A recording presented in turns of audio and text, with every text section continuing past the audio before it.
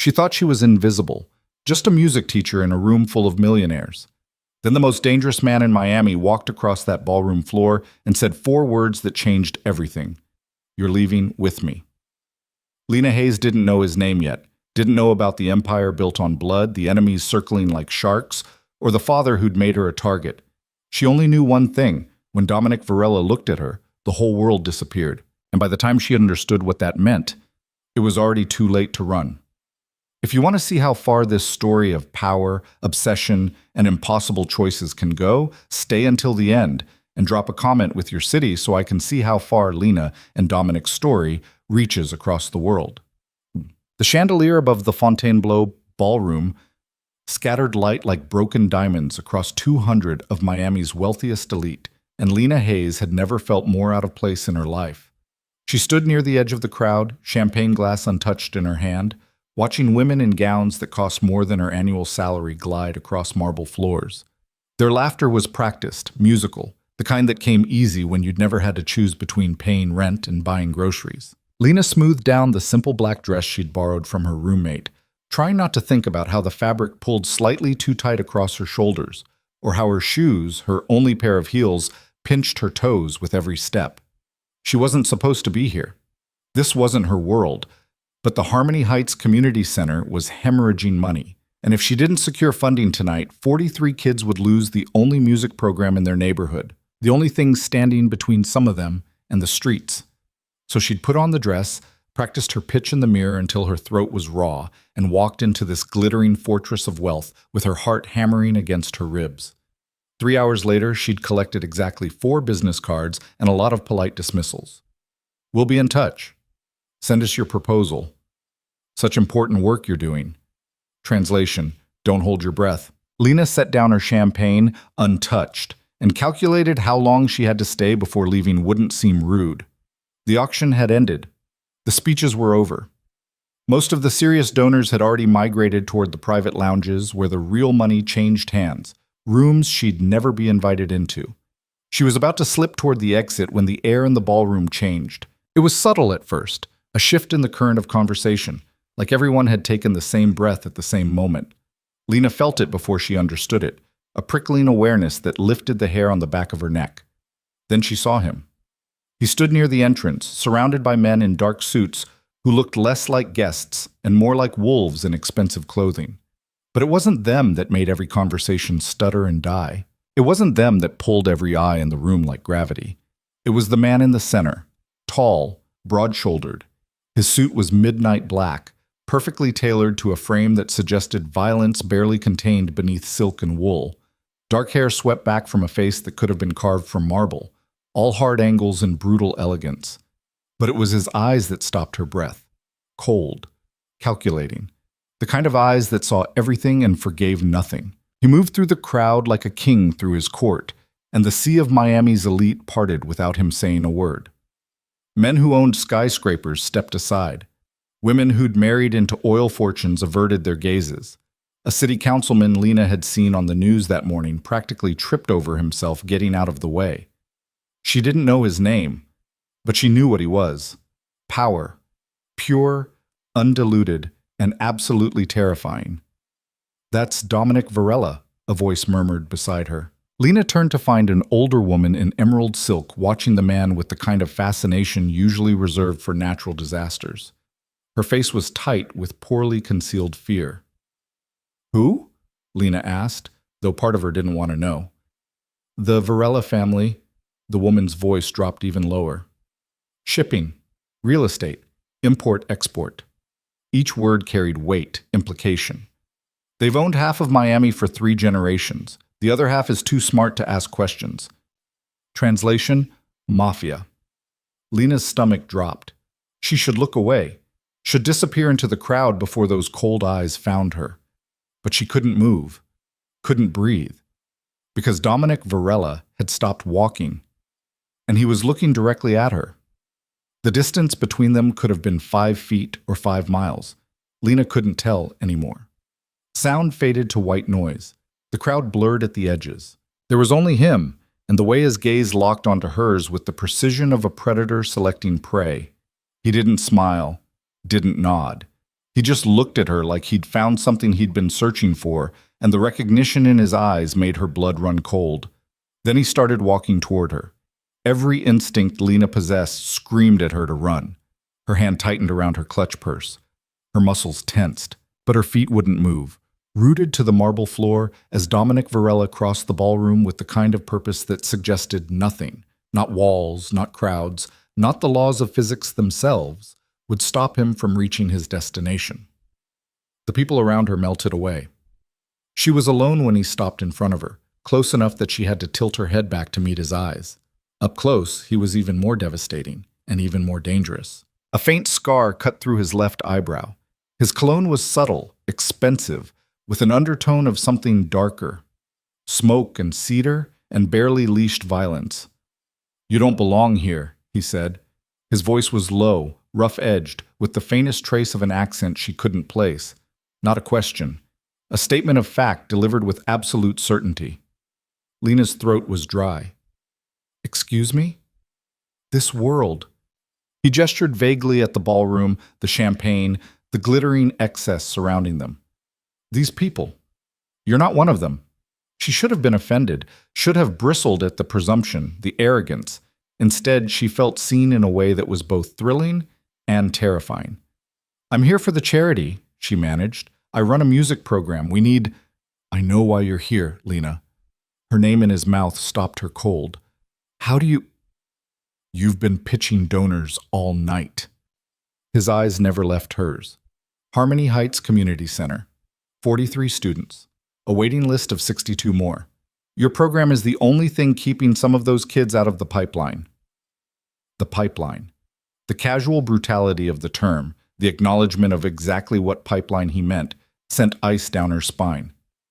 "You've been watching me," she whispered. "I've been watching you since you walked through those doors 3 hours ago." No apology, no shame, just fact. "You're the only real thing in this room." His hand lifted and Lena's breath caught as he reached toward her face. She should step back, should slap his hand away, should scream for security.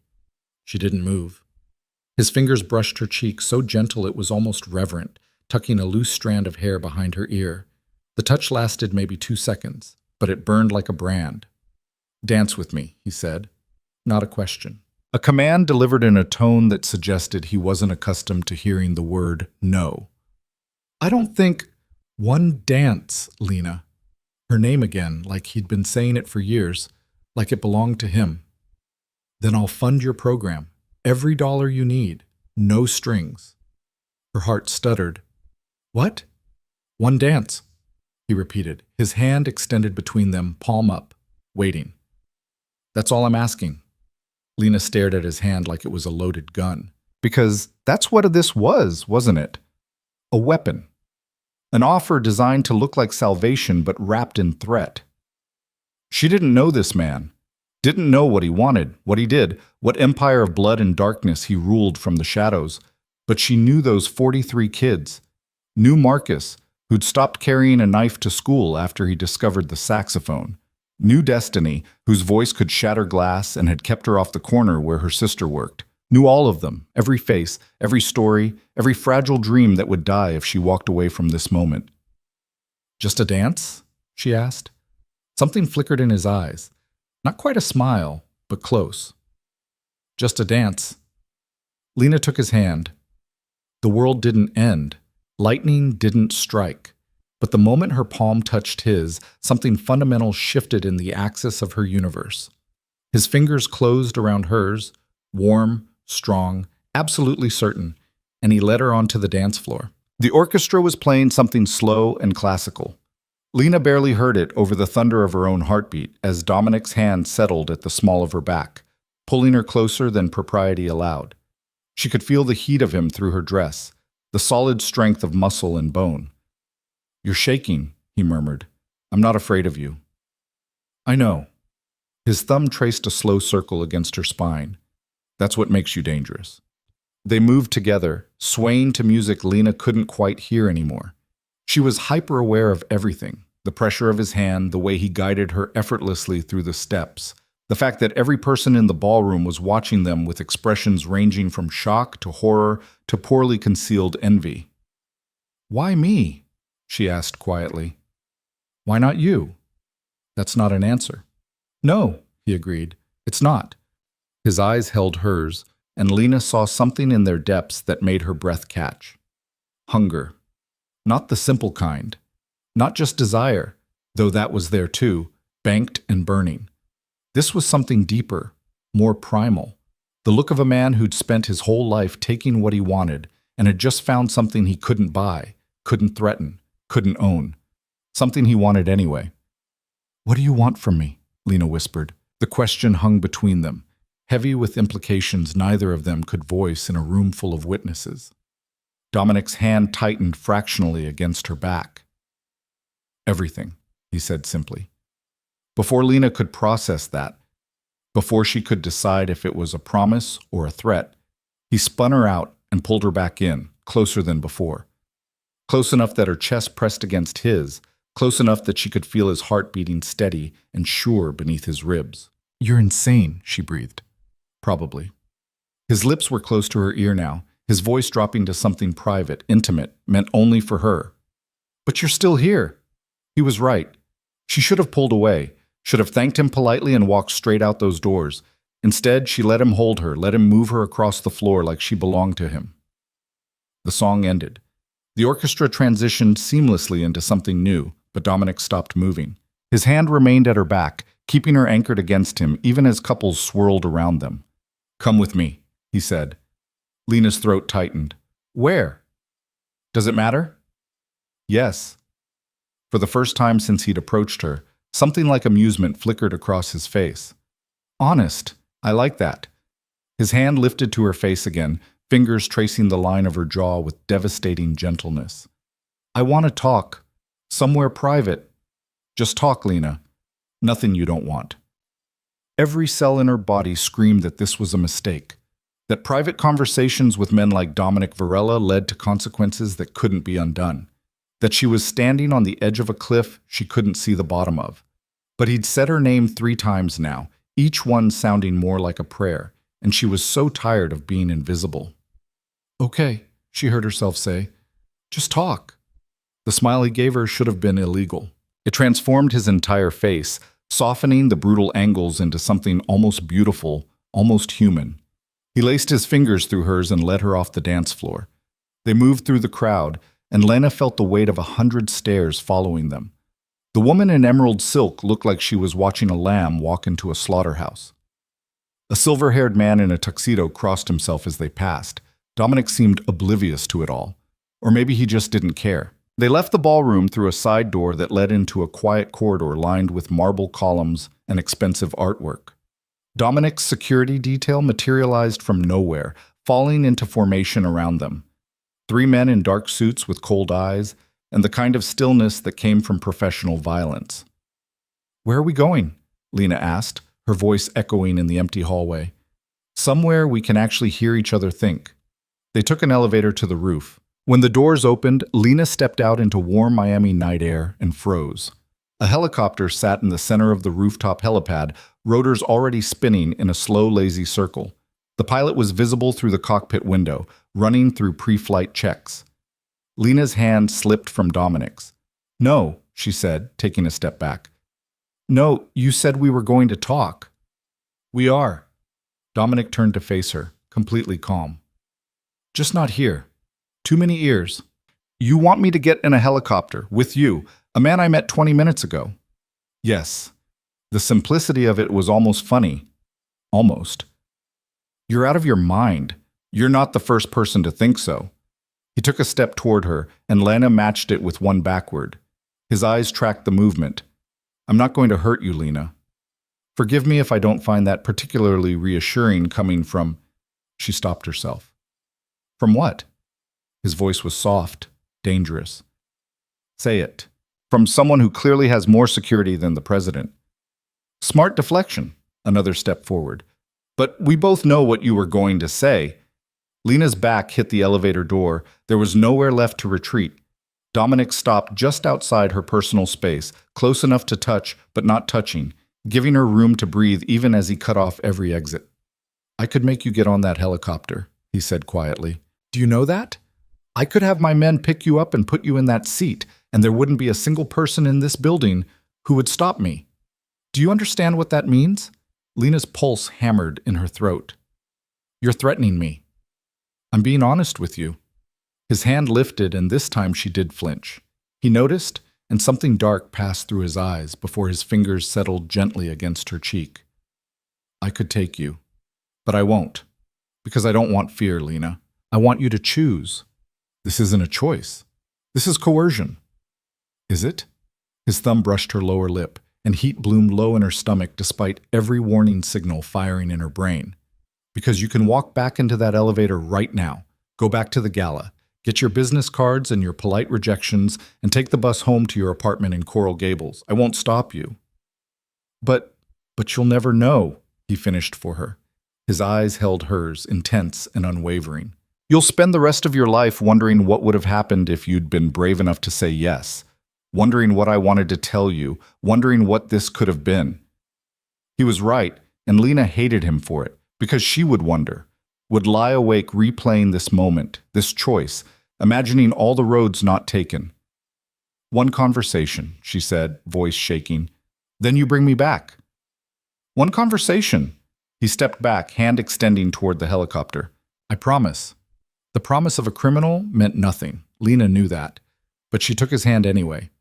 The helicopter's interior was pure luxury. Leather seats, ambient lighting, enough space for 6 people comfortably. Dominic guided her to a seat and buckled her in himself, his hands quick and efficient.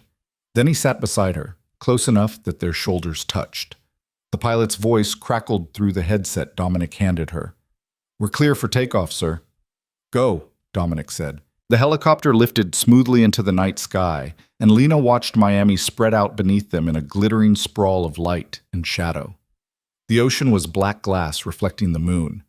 The city looked almost peaceful from up here, almost innocent. It was beautiful, and she was in a helicopter with a man whose name people whispered like a curse. Where are we going? She asked through the headset. Dominic didn't answer. They flew south, away from the city lights, out over the dark expanse of ocean. Minutes passed in silence, broken only by the rhythmic thump of rotor blades. Lena's hands twisted together in her lap. Her borrowed dress felt too tight, her heels too high, her whole body too small for the magnitude of the mistake she was making. Then she saw it, an island rising from the black water like something from a dream or a nightmare. Trees crowned its center, surrounding a sprawling estate that glowed against the darkness, white stone and glass and architectural impossibility. A private dock stretched into the water. Security lights marked a perimeter that suggested this wasn't just a home, it was a fortress. The helicopter descended toward a landing pad near the main house, and Lena's heart dropped into her stomach. What is this? She breathed. Home, Dominic said simply. They touched down. The rotors began to slow. Dominic unbuckled her seatbelt and then his own, but when Lena reached for the door handle, his hand covered hers. Wait, he said. For what? For me to tell you the truth. Lena's blood went cold. What truth? Dominic's expression was unreadable in the dim light of the cabin. Your father is Richard Hayes, federal prosecutor for the Southern District of Florida. For the past 18 months, he's been building a RICO case against my family's organization. 3 weeks ago, he filed for indictments. 6 of my people are in federal custody. 2 more are in witness protection. His hand tightened over hers. He's trying to dismantle everything my family has built over 3 generations. The words hit her like physical blows. Her father. The case he'd been obsessed with.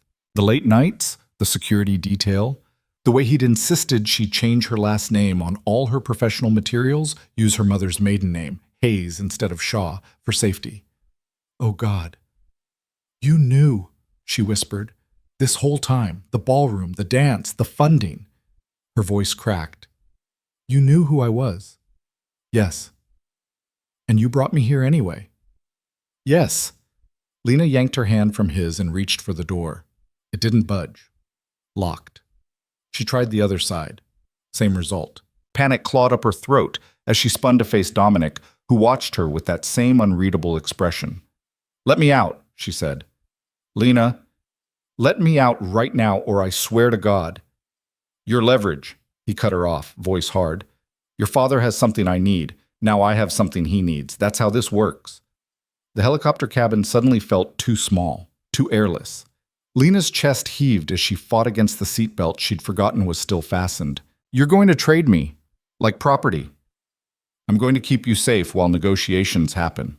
Dominic's hand settled on her shoulder, firm but not painful. You won't be hurt. You'll have everything you need, but you're not leaving this island until your father and I reach an understanding. This is kidnapping! Yes, he agreed, infuriatingly calm. It is. I trusted you. I know. Something flickered in his eyes, regret, maybe, or the ghost of it. I'm sorry for that. The apology made it worse somehow, made it real. Lena stopped fighting and slumped back in her seat, the full weight of her stupidity crashing down on her. She'd gotten into a helicopter with a stranger, had let him take her to a private island, had believed his promises, his gentle touches, the way he'd said her name like it mattered. My father won't negotiate with you, she said quietly. He doesn't do that, even for me. Then I guess we'll both find out how much you're worth to him. Dominic opened his door and stepped out into the night. A moment later, her door opened, and he was there, hand extended like he'd done in the ballroom a lifetime ago. Lena stared at his hand with hatred burning in her chest. Then she took it, because the alternative was being carried, and she'd be damned if she gave him that satisfaction. Her heels clicked against the concrete landing pad. The warm ocean breeze caught her dress, and she shivered despite the temperature. Dominic's security detail materialized again. 4 men this time, armed and professional, forming a loose perimeter around them as they walked toward the house. The estate was even more impressive up close. Modern architecture blended seamlessly with natural elements, stone and wood, and floor-to-ceiling windows that reflected the moonlight. They entered through a side door into a foyer that could have housed her entire apartment.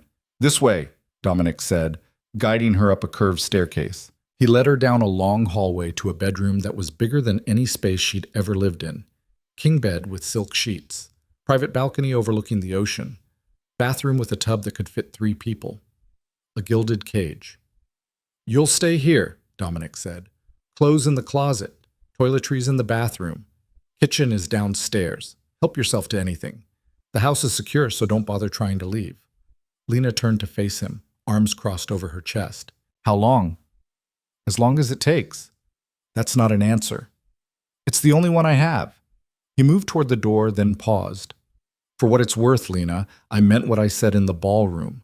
You are the only real thing I've seen in a very long time. Go to hell, she said. He smiled then, a real smile, small and sad. I've been there, sweetheart. It's not so different from here. The door closed behind him. Lena heard the lock click into place. She was alone, and she was trapped. Bo? Lena didn't sleep that first night. She paced the perimeter of her gilded prison until her feet ached, testing every window, every door, every possible exit, all locked, all reinforced with security glass that wouldn't break no matter how hard she tried. The balcony overlooked a 30-foot drop onto rocks and dark water. Suicide, not escape. By the time dawn broke over the ocean, painting the sky in shades of orange and gold, she'd accepted the reality of her situation. She was trapped on an island owned by a man who'd orchestrated her kidnapping with the same careful precision he probably applied to every criminal enterprise he ran. A man who'd looked at her across a ballroom and decided she was useful. Nothing more. The anger that realization sparked was almost a relief. It burned away the confusion, the hurt, the small traitorous part of her that had believed, for one stupid moment, that Dominic Varela had wanted her for reasons that had nothing to do with her father. She was leverage, a bargaining chip, a pawn in a game between powerful men who wouldn't lose sleep over what happened to her once she'd served her purpose. Fine. She could work with that. Lena showered in the massive bathroom, scrubbing away the previous night's makeup and the lingering ghost of Dominic's touch. The closet was stocked with clothes in exactly her size, designer labels she'd only seen in magazines, still bearing tags with price points that made her stomach turn. She chose the simplest outfit she could find, white linen pants and a loose cotton shirt. No jewelry, no heels, nothing that would make her feel like a doll being dressed up for someone else's amusement. Her reflection in the mirror looked pale, dark circles under her eyes, but determined. She braided her hair back from her face in a tight plait and opened the bedroom door. It wasn't locked anymore. The hallway outside was empty, sunlight streaming through floor-to-ceiling windows that overlooked manicured gardens and the ocean beyond. Lena followed the scent of coffee downstairs, her bare feet silent against cool marble. The kitchen was a chef's dream, all stainless steel and granite countertops, a breakfast bar that could seat 8, and windows that opened onto a terrace overlooking an infinity pool. A woman in her 50s stood at the stove, humming quietly to herself as she flipped what looked like French toast. She turned when Lena entered, and her weathered face creased into a warm smile. "Good morning," she said in accented English, her voice carrying the musical lilt of the Caribbean. "You must be Miss Hayes." "I'm Rosa. I manage the house." Lena stopped in the doorway, suddenly uncertain. "You work for him?" "I work for the Varela family, yes." Rosa gestured to the breakfast bar. "Sit, please. You must be hungry." "I'm not." "You will be." Rosa set a plate down anyway, French toast dusted with powdered sugar, fresh berries, a side of crispy bacon. "I've been making breakfast in this house for 15 years. I know when someone needs to eat." The food smelled incredible, and Lena's stomach betrayed her with a low growl. She hadn't eaten since lunch yesterday, too nervous about the gala to keep anything down. Rosa poured coffee into a thick ceramic mug and slid it across the counter. "Cream and sugar on the bar," she said. "Or I can make you tea if you prefer." Lena sat slowly, eyeing the food like it might be poisoned. "Does he know you're feeding me?" "Mr. Varela told me to make sure you have everything you need." Rosa returned to the stove, cracking eggs into a pan with practiced efficiency. "That includes food, Miss Hayes." "It's just Lena." "Lena, then." Rosa glanced over her shoulder, her expression softening. "I know you're frightened, but no one here will hurt you. You have my word." "Forgive me if the word of someone who works for a kidnapper doesn't mean much." Rosa's hand stilled on the spatula. Then she turned, wiping her hands on her apron, and fixed Lena with a look that was equal parts stern and compassionate. "I raised 3 daughters," she said quietly, "all grown now, with families of their own. If one of them were in your position, I would pray someone was there to make sure she was fed, clothed, and treated with dignity." She paused. "That's what I'm doing for you. Not because Mr. Varela ordered it, but because it's the right thing to do." Lena's throat tightened. She picked up her fork and took a bite of French toast. It was perfect, crispy on the outside, soft in the middle, with just a hint of vanilla and cinnamon. She hated that it tasted so good. "Thank you," she said finally. Rosa nodded and returned to the stove, giving Lena space to eat in peace. The coffee was strong and dark, exactly how she liked it. The bacon was thick-cut and smoky. Every bite felt like a small betrayal, her body accepting comfort from the same people who'd stripped away her freedom. She was halfway through the meal when Dominic appeared in the doorway. Lena's hand froze mid-bite. He looked different in daylight, less like a predator in a ballroom and more like a man who'd actually slept, though the shadows under his eyes suggested otherwise. He'd traded the tuxedo for dark jeans and a white linen shirt rolled up to his forearms, revealing tanned skin and what looked like a tattoo curling around his left wrist, some kind of symbol Lena couldn't quite make out. "Good morning," he said. Lena set down her fork very deliberately. "Is it?" Rosa cleared her throat. "I'll just—" She grabbed a dish towel and disappeared through a side door, leaving them alone. Dominic crossed to the coffee pot and poured himself a cup. He moved with the same controlled grace she remembered from the ballroom, every gesture economical and precise. When he turned to face her, his expression was unreadable. "Did you sleep?" he asked. "Did you care?" "Yes." The simplicity of the answer caught her off guard. "I know you don't believe that, but it's true." Lena laughed, the sound bitter. "You kidnapped me, locked me in a room, used me as bait to manipulate my father. But sure, you care if I got a good night's sleep. I never locked you in." Dominic took a sip of coffee, watching her over the rim of his mug. "The door was open all night." "The house isn't." "No," he agreed. "It's not." "So what's the difference?" "Choice." He set down his mug and moved closer, stopping on the opposite side of the breakfast bar. "You can move freely anywhere on this property. Kitchen, library, pool, gardens. You're not a prisoner in a cell, Lena. You're a guest who can't leave." That's the same thing. Is it? His eyes held hers. Because from where I'm standing, there's a world of difference between the two. Lena pushed her plate away, her appetite gone. You're insane if you think semantics make this okay. I never said it was okay. Dominic's voice dropped lower. I said it was necessary. For you. For both of us. Don't. Lena stood abruptly, her chair scraping against tile. Don't pretend you did this for my benefit. You took me because I'm useful. Because my father won't negotiate unless you have something he wants. That's it. Don't dress it up as anything else.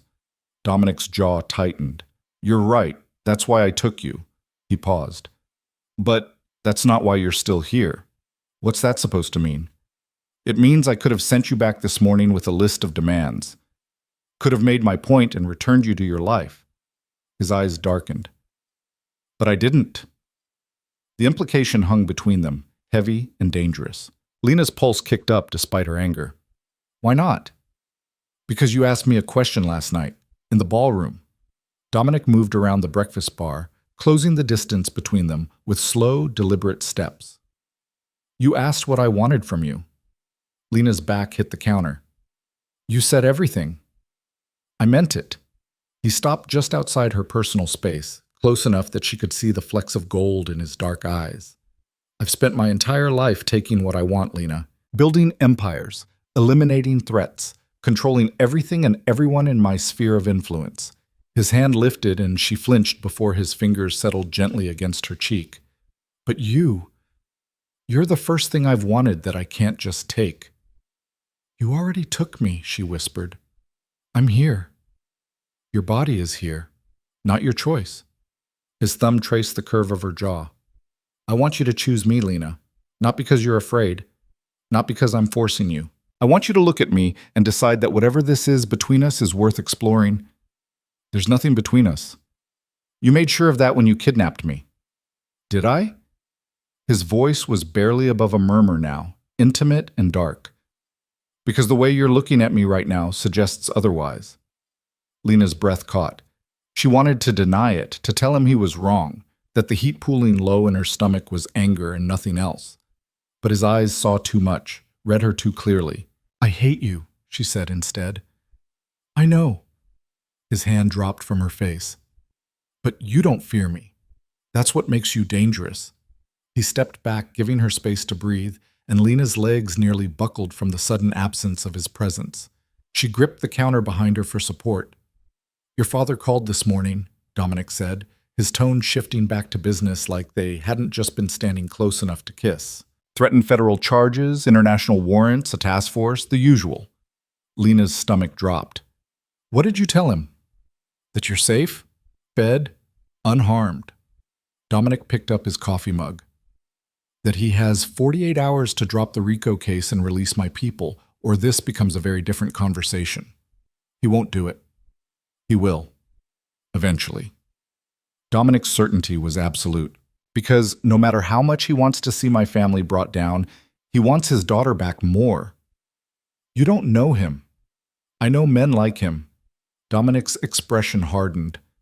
Righteous. Uncompromising. Convinced they're on the side of justice. But everyone breaks when the stakes are high enough, even federal prosecutors. Lena shook her head. My father's career is everything to him. He won't throw it away. Then I guess we'll find out what matters more. Dominic set his mug in the sink. In the meantime, you're welcome to explore the island. There are guards posted around the perimeter, for your protection, as much as to keep you here. Protection from what? His expression shuddered. From people who would love to know I'm holding Richard Hayes' daughter. People who wouldn't be as careful with you as I am. The implication sent ice down her spine. You mean your enemies? I mean everyone. Dominic moved toward the door, then paused. One more thing. Rosa will show you the library. There's a phone in there. Landline. Works perfectly. You're free to call whoever you want. Lena blinked. What? Call your father, your friends, anyone. He met her eyes. I'm not interested in isolation tactics, Lena. You want to talk to the outside world? Go ahead. Just know that every call is monitored, and anything that sounds like an escape plan will be shut down immediately. You're giving me a phone. I'm giving you a choice. He stepped into the hallway. Use it or don't. It's up to you. Then he was gone, leaving Lena standing alone in a kitchen that smelled like coffee and cinnamon, her mind reeling. Rosa reappeared a few minutes later, tactfully pretending she hadn't been listening from the next room. Would you like to see the rest of the house? Lena nodded mutely. The estate was enormous. 8 bedrooms, a home gym, a theater room, and a library that made her breath catch. Floor-to-ceiling shelves crammed with books in a dozen languages.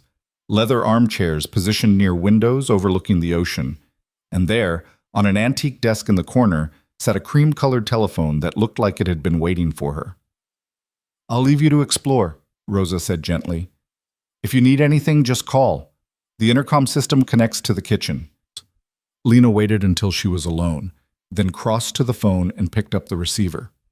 The dial tone hummed in her ear, steady and real. She dialed her father's private number from memory. He answered on the first ring. Lena. His voice cracked on her name. Are you hurt? Did he... I'm fine, Dad. She sank into one of the leather chairs, suddenly exhausted. I'm not hurt. I'm going to get you out of there. Richard Hayes' voice shook with barely controlled fury. I've already contacted the FBI. They're assembling a tactical team. No! The word came out sharper than she intended. Dad, listen to me. If you send federal agents to this island, people will die. Do you understand? This place is a fortress. I don't care about his security. I care about you. Then don't do something that will get me killed in the crossfire. Lena closed her eyes. He said you have 48 hours.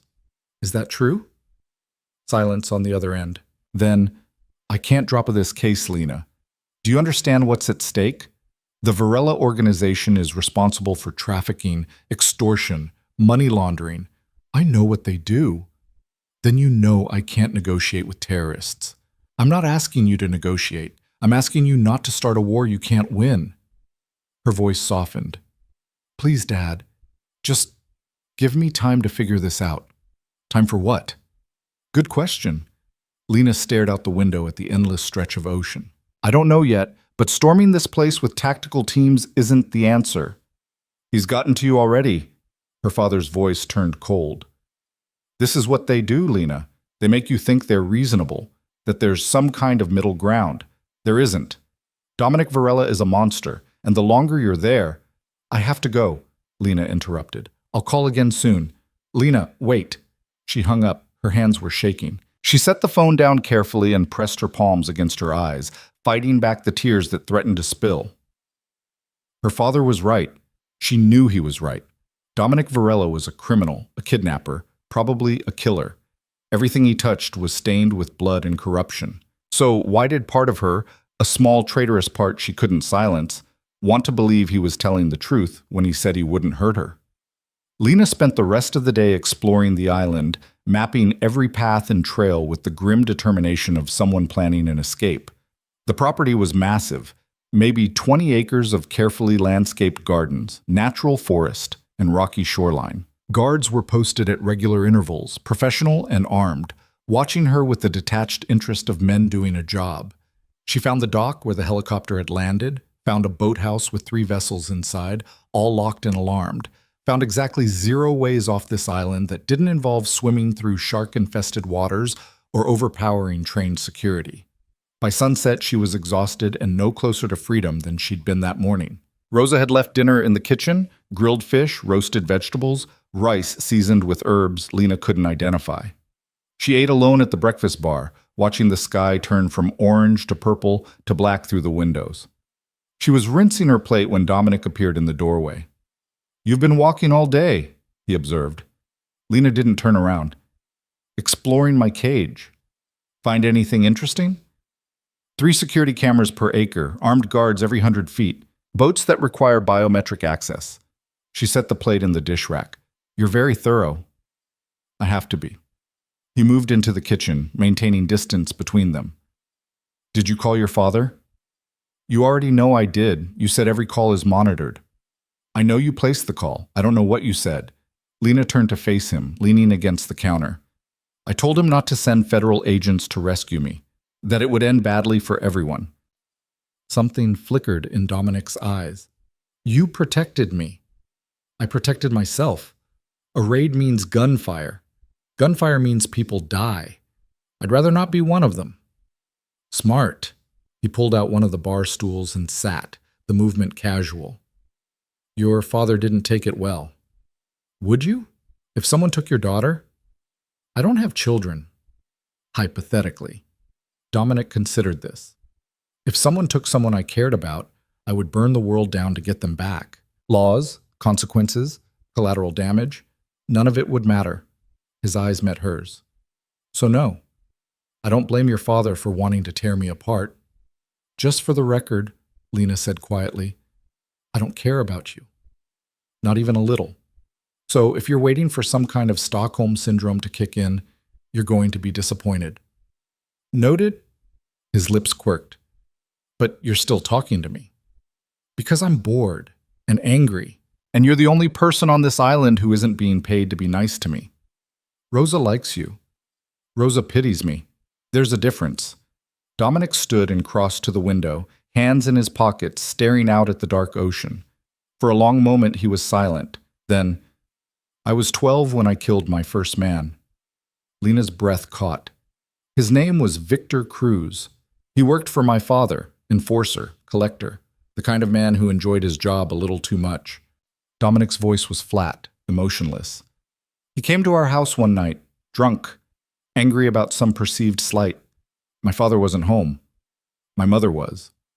Lena didn't want to hear this. Didn't want to know what had shaped this man into someone who could orchestrate kidnappings with the same ease most people ordered coffee. But she couldn't look away. Victor broke down the door, started hitting her. I was upstairs, heard everything. Dominic's hand pressed against the glass. I grabbed my father's gun from his office, went downstairs. Victor saw me and laughed, said I didn't have the balls to pull the trigger. Did you? 3 times. Center mass. He turned to face her, and his eyes were empty. My father came home an hour later, found me sitting on the floor next to the body, covered in blood. He didn't ask if I was okay, didn't comfort me. He just looked at me and said, "Good, now you understand what this life requires." Lena's throat was tight. Why are you telling me this? Because you called me a monster earlier. You're not wrong. Dominic moved away from the window.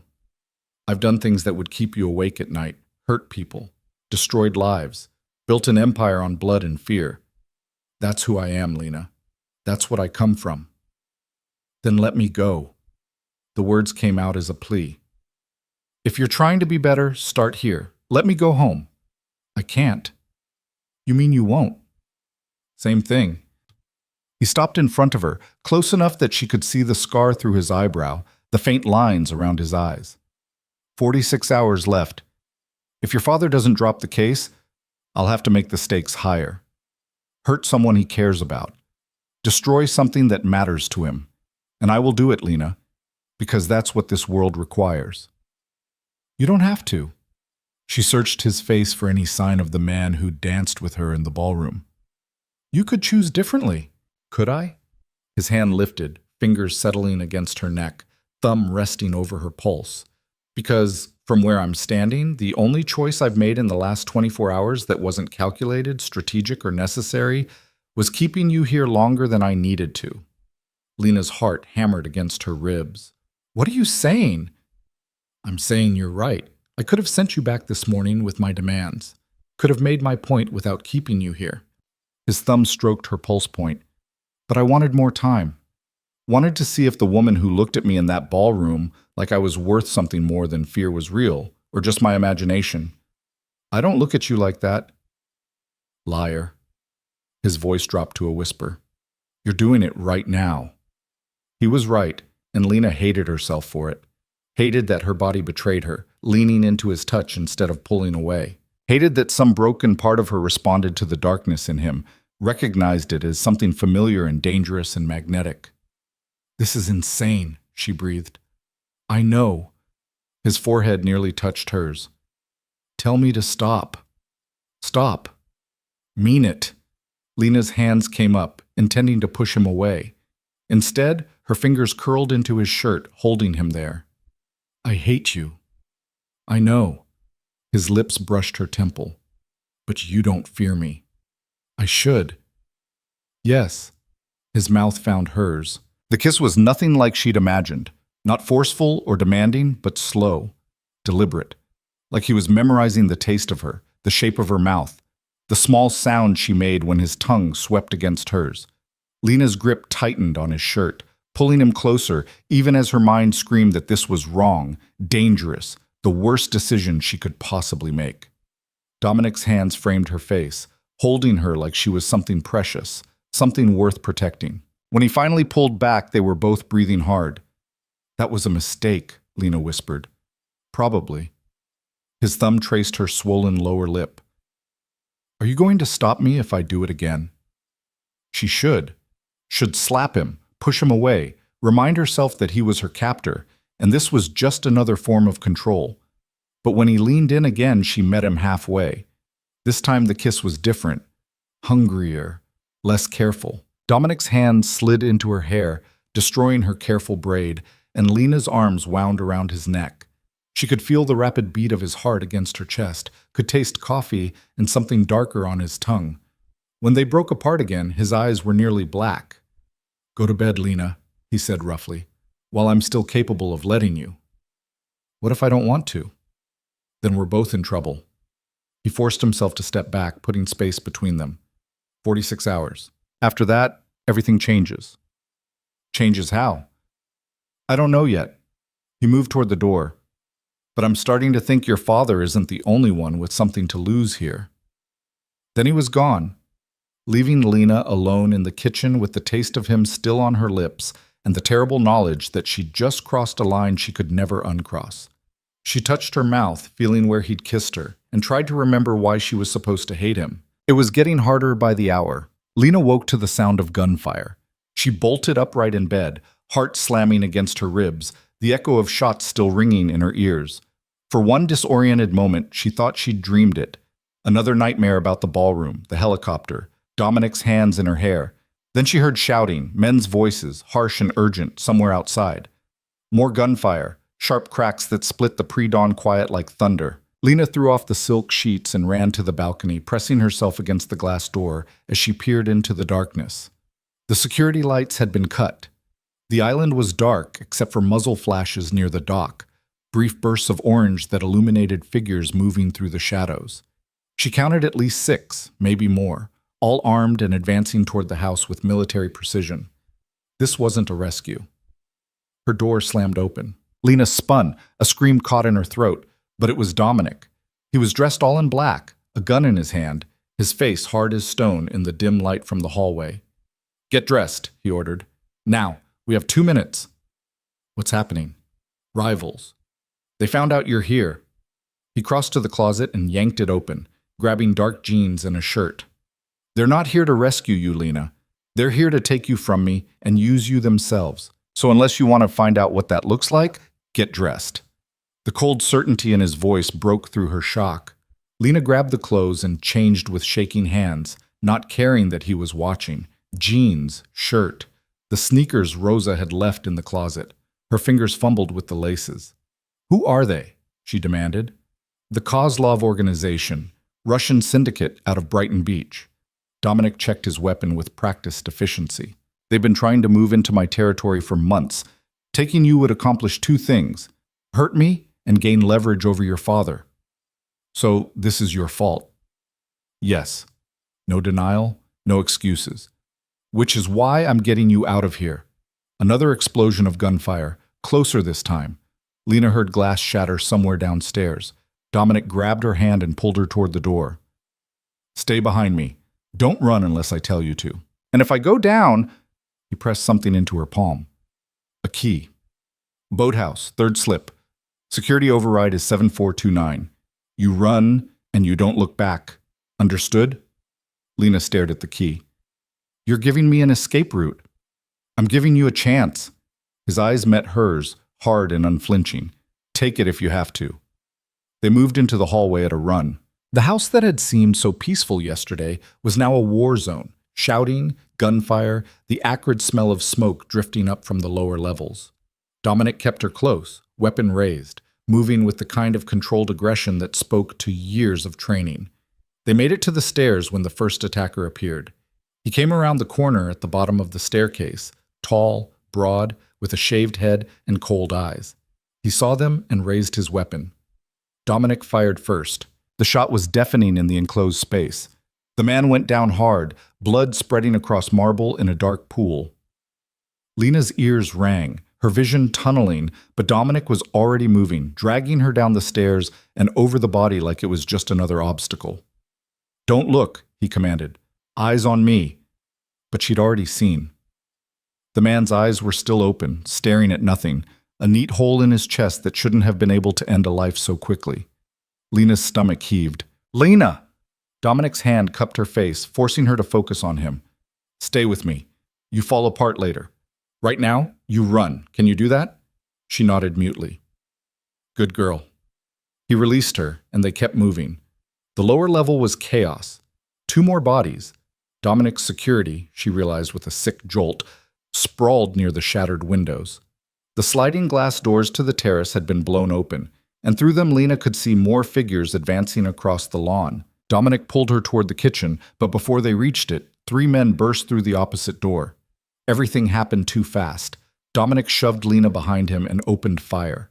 She hit the ground hard, her palms skidding on broken glass. Bullets tore through the air above her head, punching holes in walls, shattering what was left of the windows. Someone screamed. She thought it might have been her. When the gunfire stopped, 2 of the attackers were down. The third had Dominic pinned against the wall, his gun knocked away, both men grappling for control.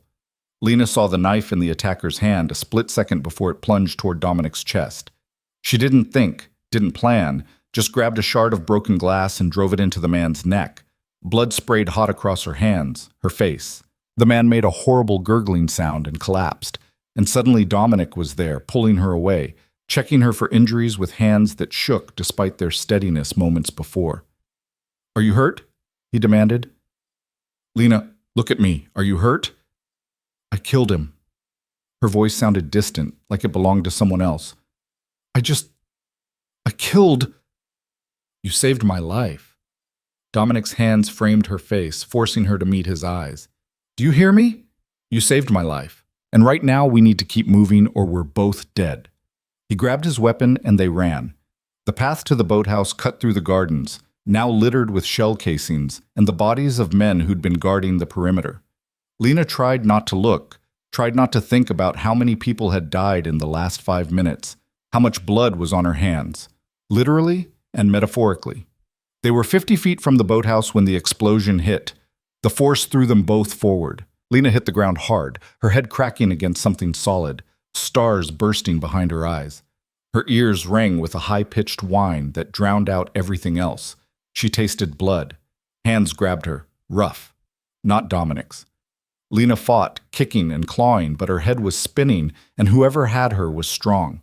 They lifted her like she weighed nothing, and through the haze of pain and disorientation, she heard voices speaking rapid Russian. Then gunfire erupted again, and she was falling. She hit the grass, rolled, and came up on her knees in time to see Dominic emerge from the smoke like something out of a nightmare.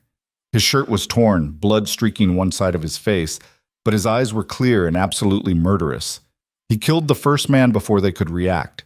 The second got off a shot that went wide, and Dominic closed the distance, disarming him with brutal efficiency before putting a bullet through his skull. The third man grabbed Lena, hauling her against his chest with an arm around her throat. She felt the press of cold metal against her temple. "Drop it," the man said in heavily accented English, "or I paint the grass with her brains." Dominic stopped. His weapon remained raised, aimed directly at the man's head, and by extension, at Lena. For a long, terrible moment, nobody moved. The only sound was Lena's ragged breathing and the distant crack of gunfire from the house. "You won't shoot her," Dominic said quietly. "She's worth more alive." Maybe I just want to hurt you." The gun pressed harder against Lena's temple. "Kozlov says hello, by the way. Says to tell you this is just the beginning. Tell Kozlov he's a dead man." The Russian laughed. Big words from someone about to watch his leverage die. Lena saw it in Dominic's eyes before it happened. The calculation, the decision, the absolute certainty of what came next. She saw him adjust his aim fractionally to the left. "Close your eyes," he said. She did. The gunshot was deafening. The Russian's grip went slack. Lena felt warm blood spray across her shoulder, her neck, and then she was falling again. Strong hands caught her before she hit the ground. Dominic.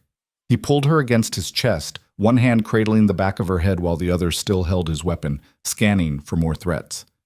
"It's over," he murmured into her hair. "It's over. I've got you." But it wasn't over. Lena pulled back enough to see his face, saw the blood, too much blood, soaking through his shirt at his side. "You're hit." Flesh wound. His jaw was tight. "I'm fine." "You're bleeding." "I'm fine," he repeated, but his hand pressed against his ribs, and when he pulled it away, his palm was red. In the distance, sirens wailed. Helicopter rotors chopped the air. Reinforcements, Lena realized. His people, coming to clean up the mess. She looked at the bodies scattered across the lawn, at the blood on her hands that wasn't hers, at the man who'd just killed 5 people to protect her. "Why didn't you leave me?" she asked quietly. "You could have run, could have let them take me." Dominic's hand touched her face, thumb wiping blood from her cheek. "No," he said simply. "I couldn't." The helicopters landed 20 minutes later, disgorging men in tactical gear who swept the property with military precision. Lena sat on the terrace steps wrapped in a blanket someone had draped over her shoulders, watching them work. They moved around the bodies like they were furniture, documenting, photographing, loading them onto stretchers with the kind of efficiency that suggested this wasn't their first cleanup.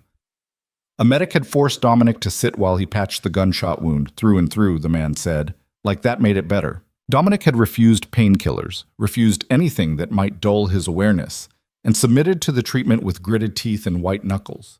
Now he sat beside her on the steps, his shoulder pressed against hers, both of them staring at the ruins of his pristine estate. "I'm sorry," he said finally. Lena laughed, the sound edging toward hysterical. "For which part? The kidnapping? The gunfight? The fact that I killed someone? All of it." His hand found hers, fingers lacing together. "You shouldn't be here, shouldn't have been dragged into this world. But I'm here anyway." She looked at their joined hands, at the blood still crusted under her fingernails. "That man you shot, the one who had me. You could have missed." "I don't miss. You could have hit me." "I didn't." "But you could have." She turned to face him. "Why? Why risk it? Why not just let them take me?" Dominic was quiet for a long moment. When he spoke, his voice was rough. "Do you remember what I told you in the kitchen? About choices? You said you wanted me to choose you." "I lied." His thumb stroked the back of her hand. "The truth is, I chose you the moment I saw you across that ballroom. Everything since, the dance, bringing you here, keeping you when I should have let you go, those weren't strategic decisions. They were selfish ones." "Selfish how?" "Because I wanted something for myself. Something that wasn't part of the empire, the business, the endless cycle of violence and control." He met her eyes. "I wanted something real. Someone who looked at me and saw a man, not a monster, even if it was just for a moment." Lena's throat tightened. "I killed someone tonight. To save me. Does that make it better?" "No." Dominic's honesty was brutal. "It makes you like me. Welcome to the darkness, Lena. Population 2. She should have recoiled, should have pulled away and demanded he take her home immediately. Instead, she tightened her grip on his hand. "My father's deadline is up in 6 hours, she said. "I know." "What happens then?" "I don't know anymore." Dominic looked at the sunrise beginning to paint the sky in shades of orange and pink. "I should make new demands. Up the stakes. Force his hand." He paused. "But I'm tired, Lena. Tired of this game. Tired of being the monster everyone expects me to be." "So stop. It's not that simple. Why not?" She shifted to face him fully. "You run this empire, you make the rules, so change them." "You don't understand how this world works." "Then explain it to me." Dominic studied her for a long moment, something unreadable in his eyes.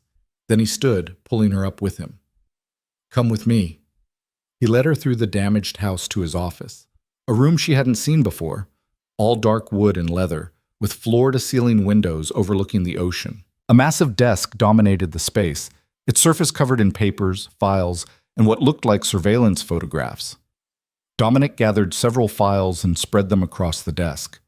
"This is the Varela organization," he said. "Shipping routes, distribution networks, revenue streams. Legitimate businesses mixed with illegal operations so thoroughly that separating them would take years, maybe decades." Lena looked at the documents. Financial reports listing companies she recognized, construction firms, import-export businesses, restaurants, all fronts, she realized, all hiding something darker beneath the surface. "This is what your father wants to dismantle," Dominic continued, "and he's right to want it, because underneath all this corporate paperwork is a machine that moves drugs, weapons, and people across international borders. A machine that's destroyed lives, funded violence, corrupted officials at every level of government. So shut it down," Lena said. "And do what? Hand everything over to the Kozlovs, the cartels?" "Nature abhors a vacuum, Lena. You take down one empire, 3 more rise to fill the gap. And they're not usually better."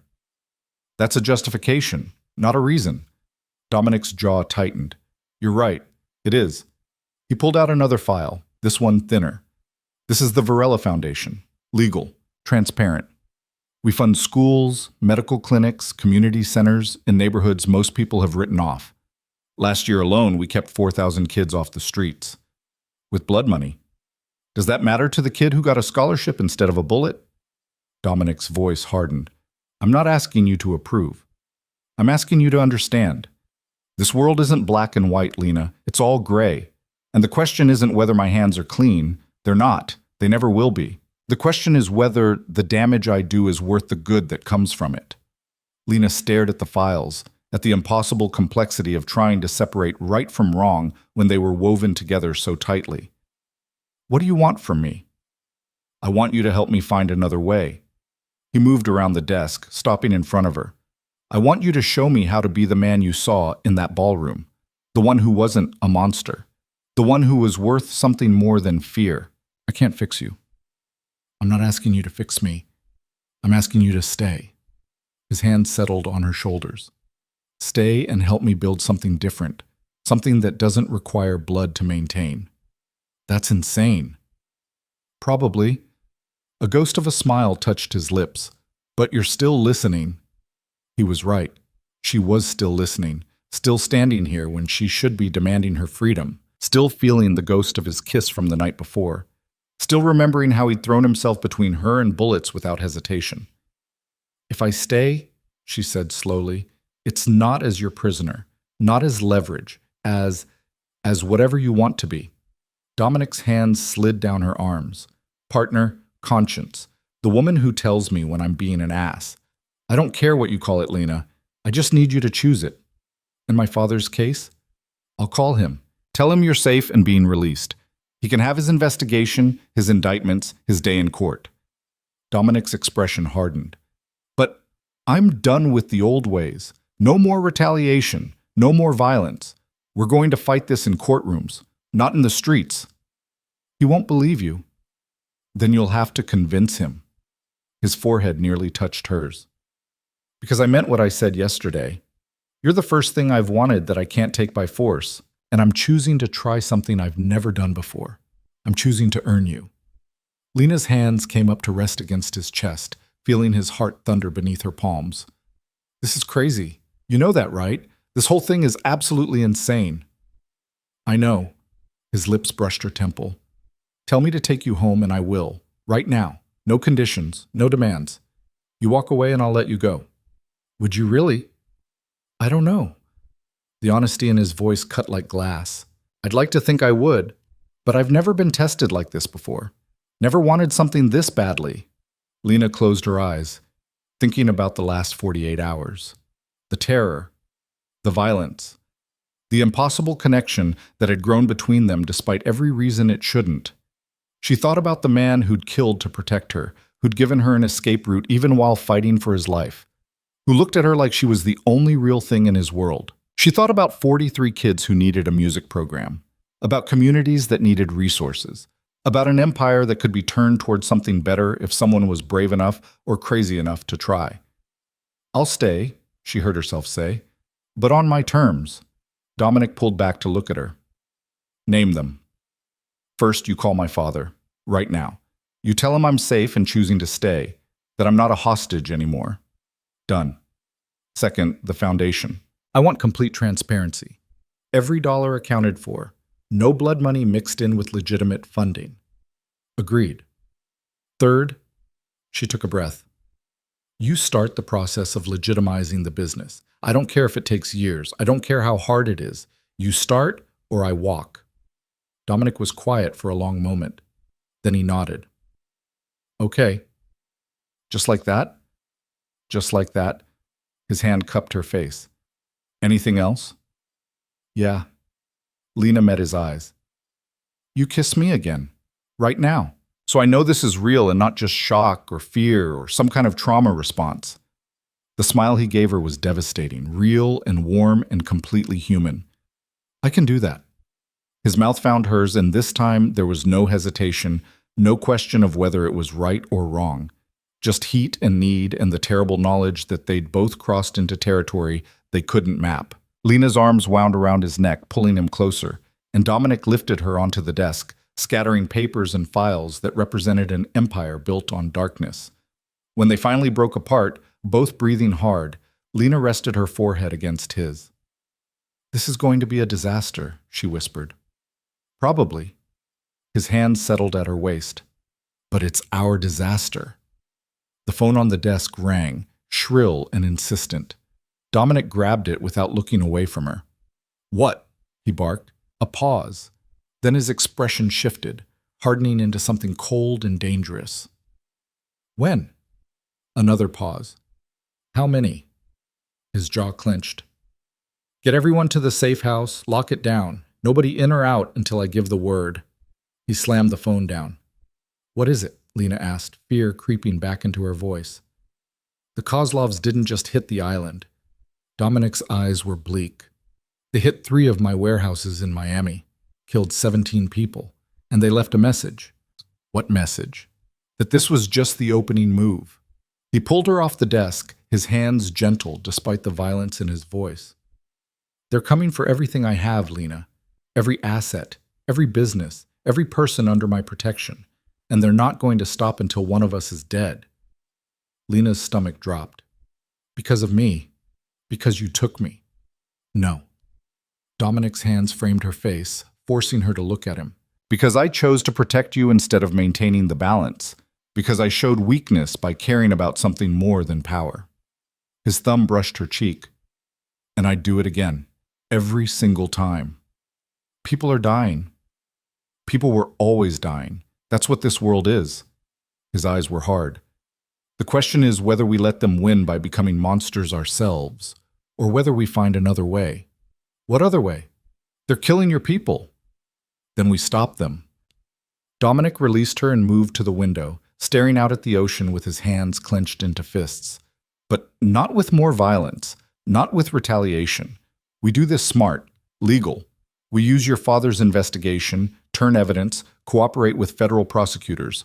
We give them the Kozlovs on a silver platter. You're talking about becoming an informant. I'm talking about survival.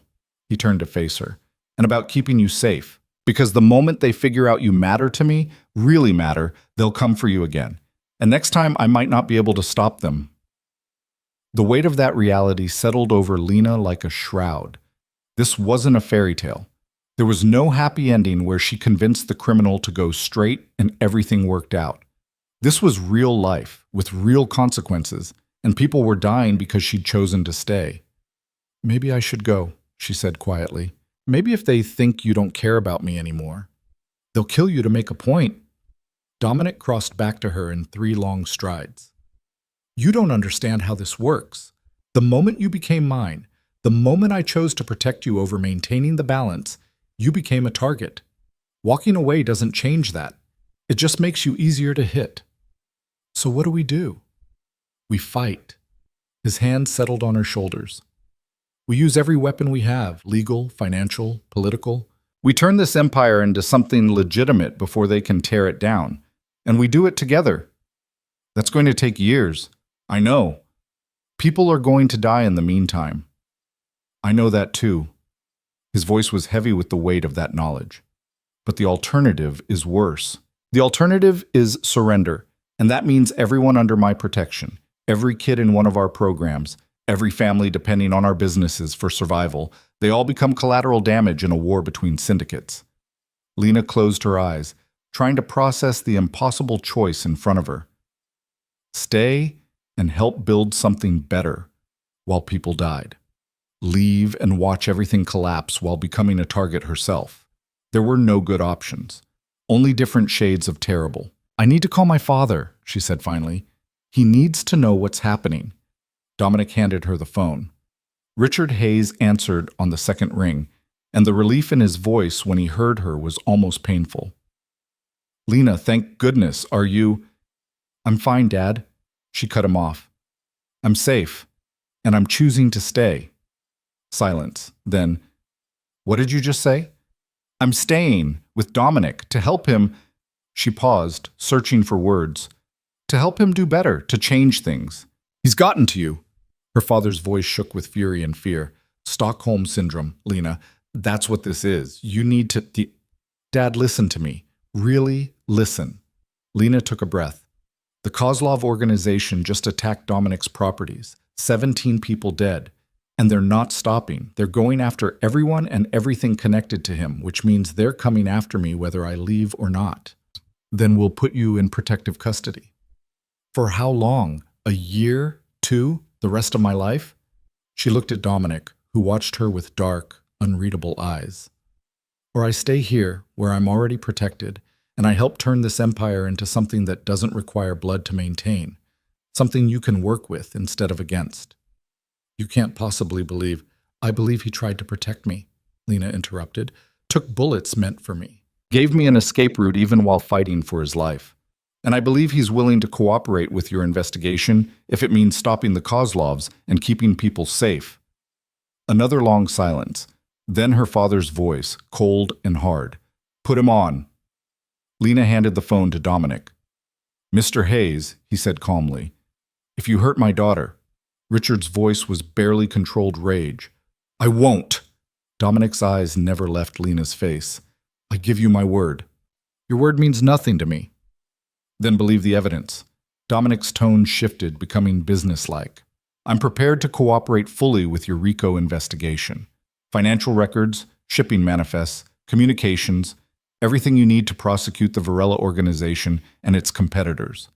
In exchange, I want immunity for testimony and protection for everyone under my umbrella while we transition to legitimate operations. You're offering to turn informant. I'm offering to help you take down every major crime family on the eastern seaboard, including the Kozlovs, who just declared war on me and killed 17 people to make their point. Dominic paused. Your choice, Mr. Hayes.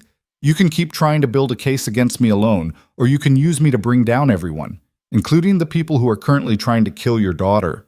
Lena could hear her father breathing on the other end of the line, calculating, weighing options. Finally, this conversation never happened. You want immunity, you go through official channels, file with the U.S. Attorney's Office. And if I find out you've lied about any of this, you'll have my head on a platter. I know. Dominic's lips quirked. I'll have my attorney contact your office within the hour. He hung up and handed the phone back to Lena. Well, she said, that went better than expected. He's going to investigate every word I said, probably already has agents digging through my life. Good. Let him find the truth. Lena moved closer. Are you really going to do this? Cooperate? Testify? Yes. No hesitation. Because you asked me to. Because it's the right thing to do. And because I'm tired of being the monster in everyone's story. You'll make enemies. People in your own organization. I already have enemies. At least this way I'm fighting for something that matters. His hand settled at her waist. For someone who matters. Lena leaned into him, resting her head against his chest, listening to the steady beat of his heart. Outside, the sun had fully risen, painting the destroyed gardens in gold and orange. Bodies had been cleared, glass swept, evidence catalogued and removed. And in the wreckage of everything that had been, something new was beginning. Something fragile and dangerous and utterly impossible. But possible enough that Lena stayed, The safe house was a penthouse in downtown Miami, all steel and glass and bulletproof windows 30 floors above the street. Dominic moved Lena there 3 hours after the phone call with her father, surrounded by enough security to invade a small country. She watched the island disappear through the helicopter window and wondered if she'd ever see it again. Probably not. That place was compromised now, tainted by blood and violence.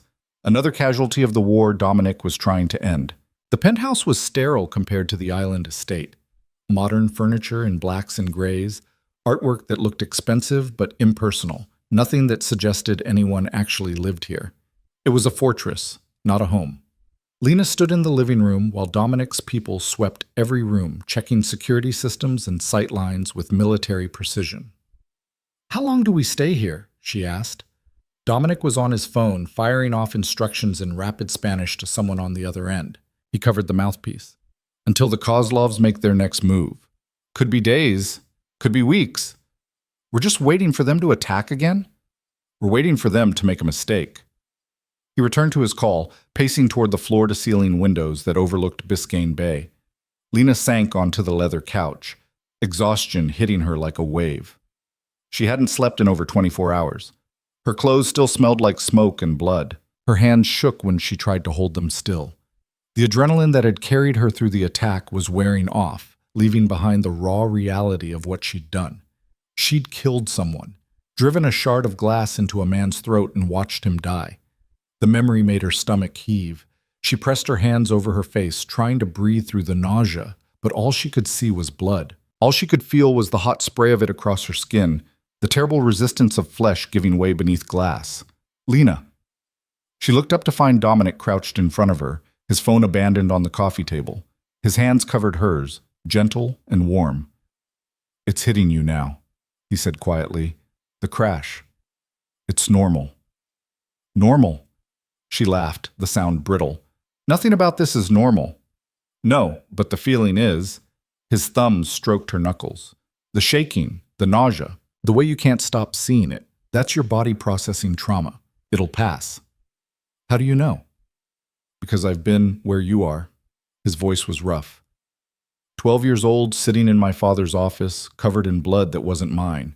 He told me it would get easier, that eventually I wouldn't feel anything at all. "Did it? Get easier?" Dominic's eyes were dark. "Yes, and that's the worst part." He released her hands and stood. "Come on. You need to shower and sleep. Everything else can wait."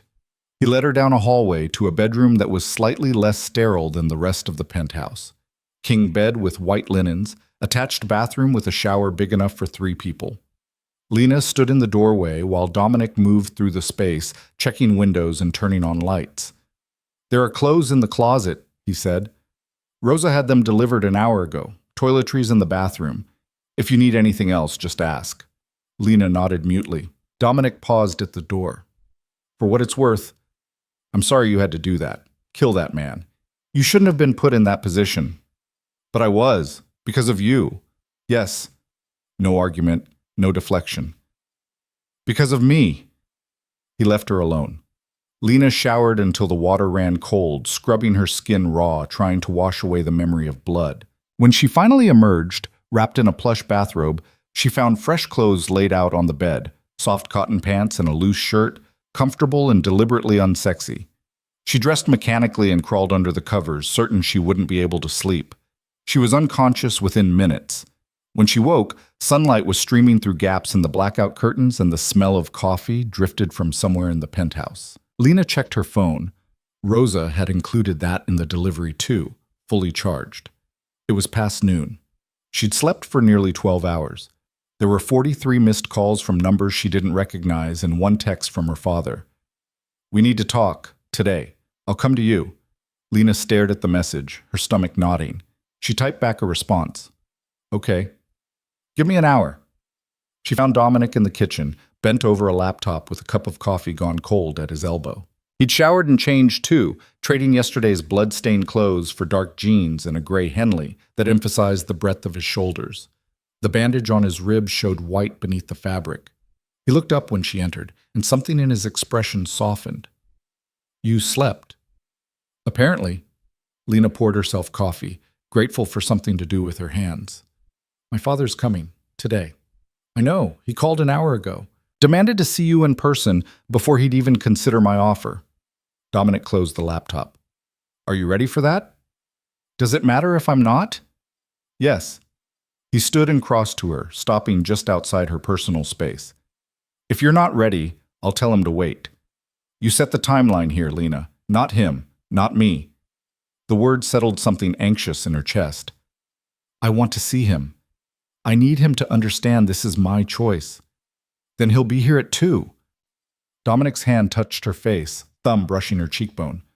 But I should warn you, he's not coming alone. Lena's stomach dropped. Who's he bringing? Federal agents, your father's supervisor from the U.S. Attorney's Office. Probably someone from witness protection, given what I'm offering. His lips quirked. They're treating this like a major operation, which, to be fair, it is. Are you scared? Terrified. The admission was startlingly honest. I've spent my entire life on one side of the law. Crossing over now, even with immunity. There are no guarantees. And there are people in my organization who will see this as betrayal. Will they come after you? Probably. Dominic's hand dropped from her face. Which is why I need to move fast. Get everything documented and turned over to federal custody before anyone realizes what I'm doing. After that, he shrugged. We'll see who's still standing.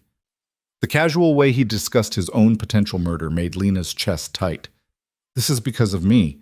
If I hadn't, don't. His voice was sharp. Don't take that on. I made this choice, Lena. You gave me a reason to make it, but the choice was mine. Understand? She nodded, not trusting her voice. They spent the next 2 hours preparing. Dominic had files ready. 3 bankers' boxes full of documentation that represented years of criminal activity. Financial records, shipping manifests, communications with other organizations. Everything her father would need to build cases against, not just the Varela organization, but the Kozlovs, the cartels, and half a dozen other syndicates operating on the eastern seaboard. This is enough to put away hundreds of people, Lena said, flipping through one of the files. Including you. That's the point. Dominic stacked the boxes by the door. I give them everything, hold nothing back, show them I'm serious about cooperation.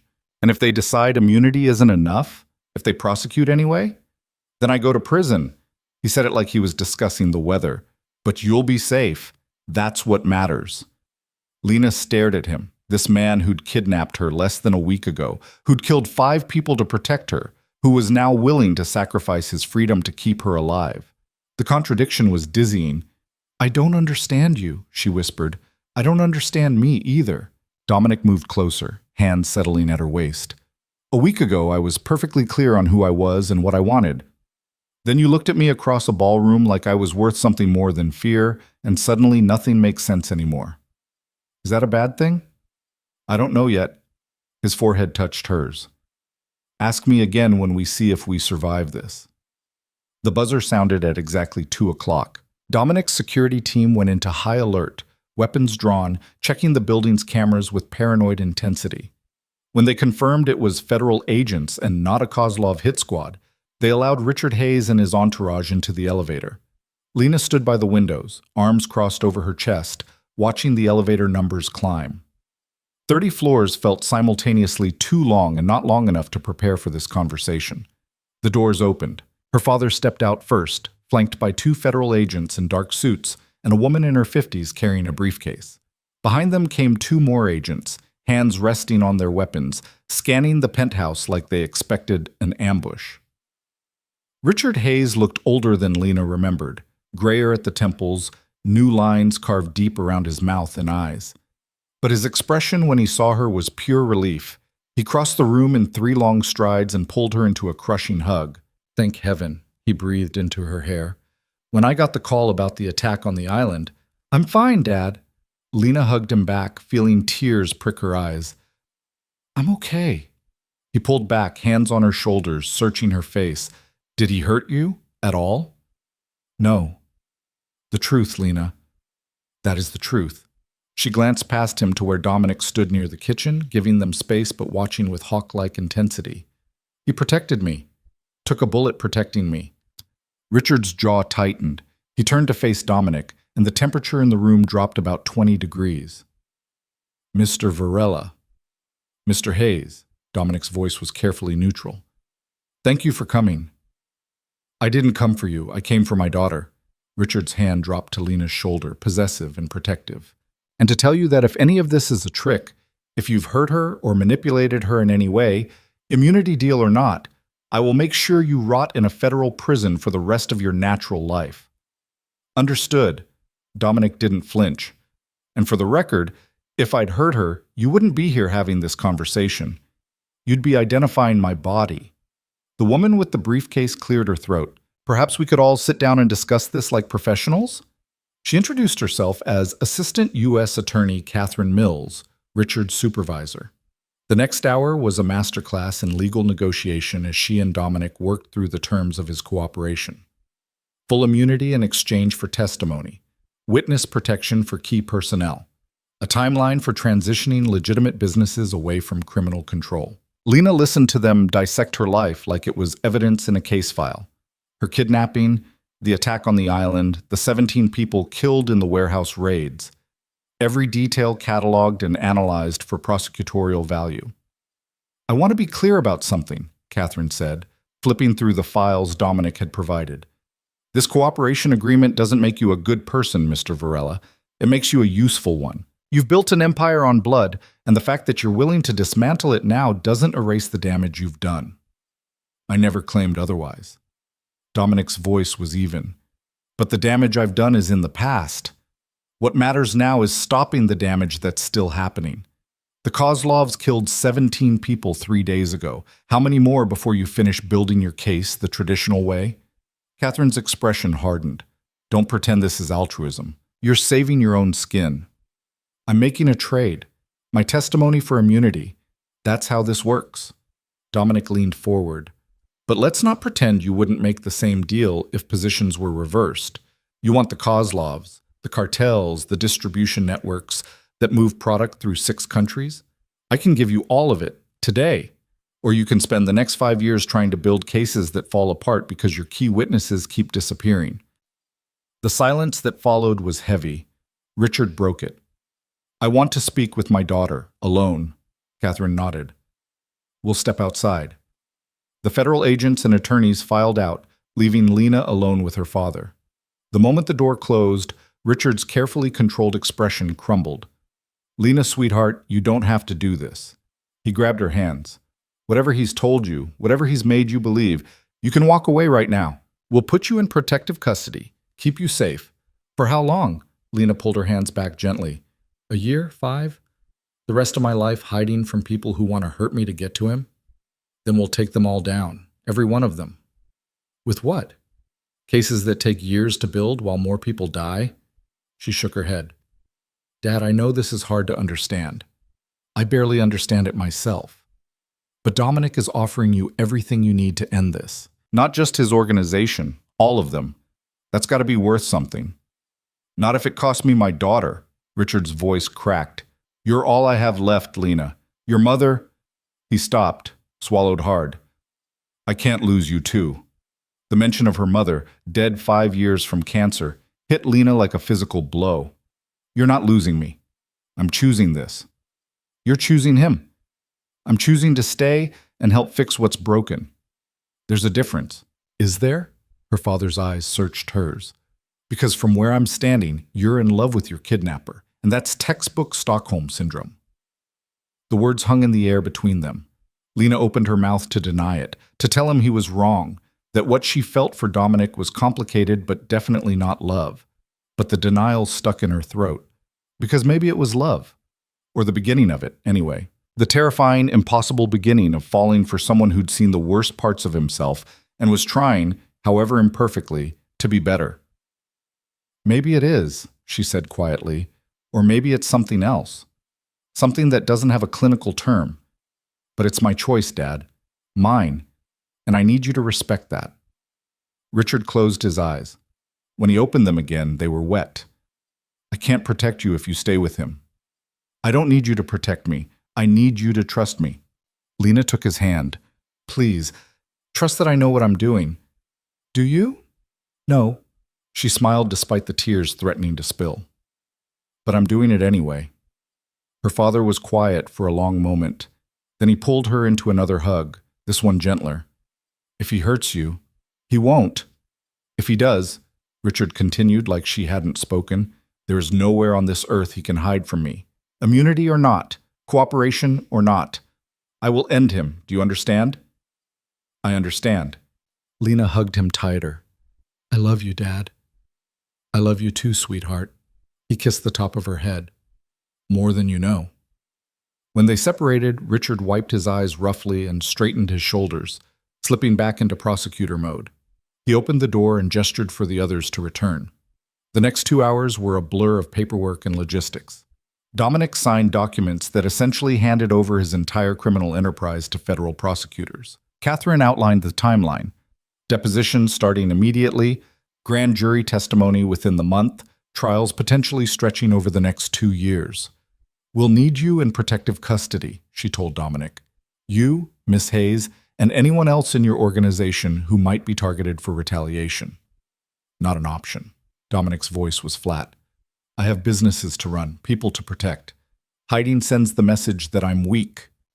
Staying visible sends the message that you're a target. Catherine's expression was hard. The Kozlovs aren't going to stop just because you're cooperating with us. If anything, it makes you a bigger threat. Then they'll have to go through my security to get to me. Dominic gestured toward the door, where his men stood in silent formation. I'm not spending the next 2 years in a safe house waiting for this to be over. Mr. Varela, this isn't negotiable. He cut her off. You want my testimony? You get it on my terms. I stay visible.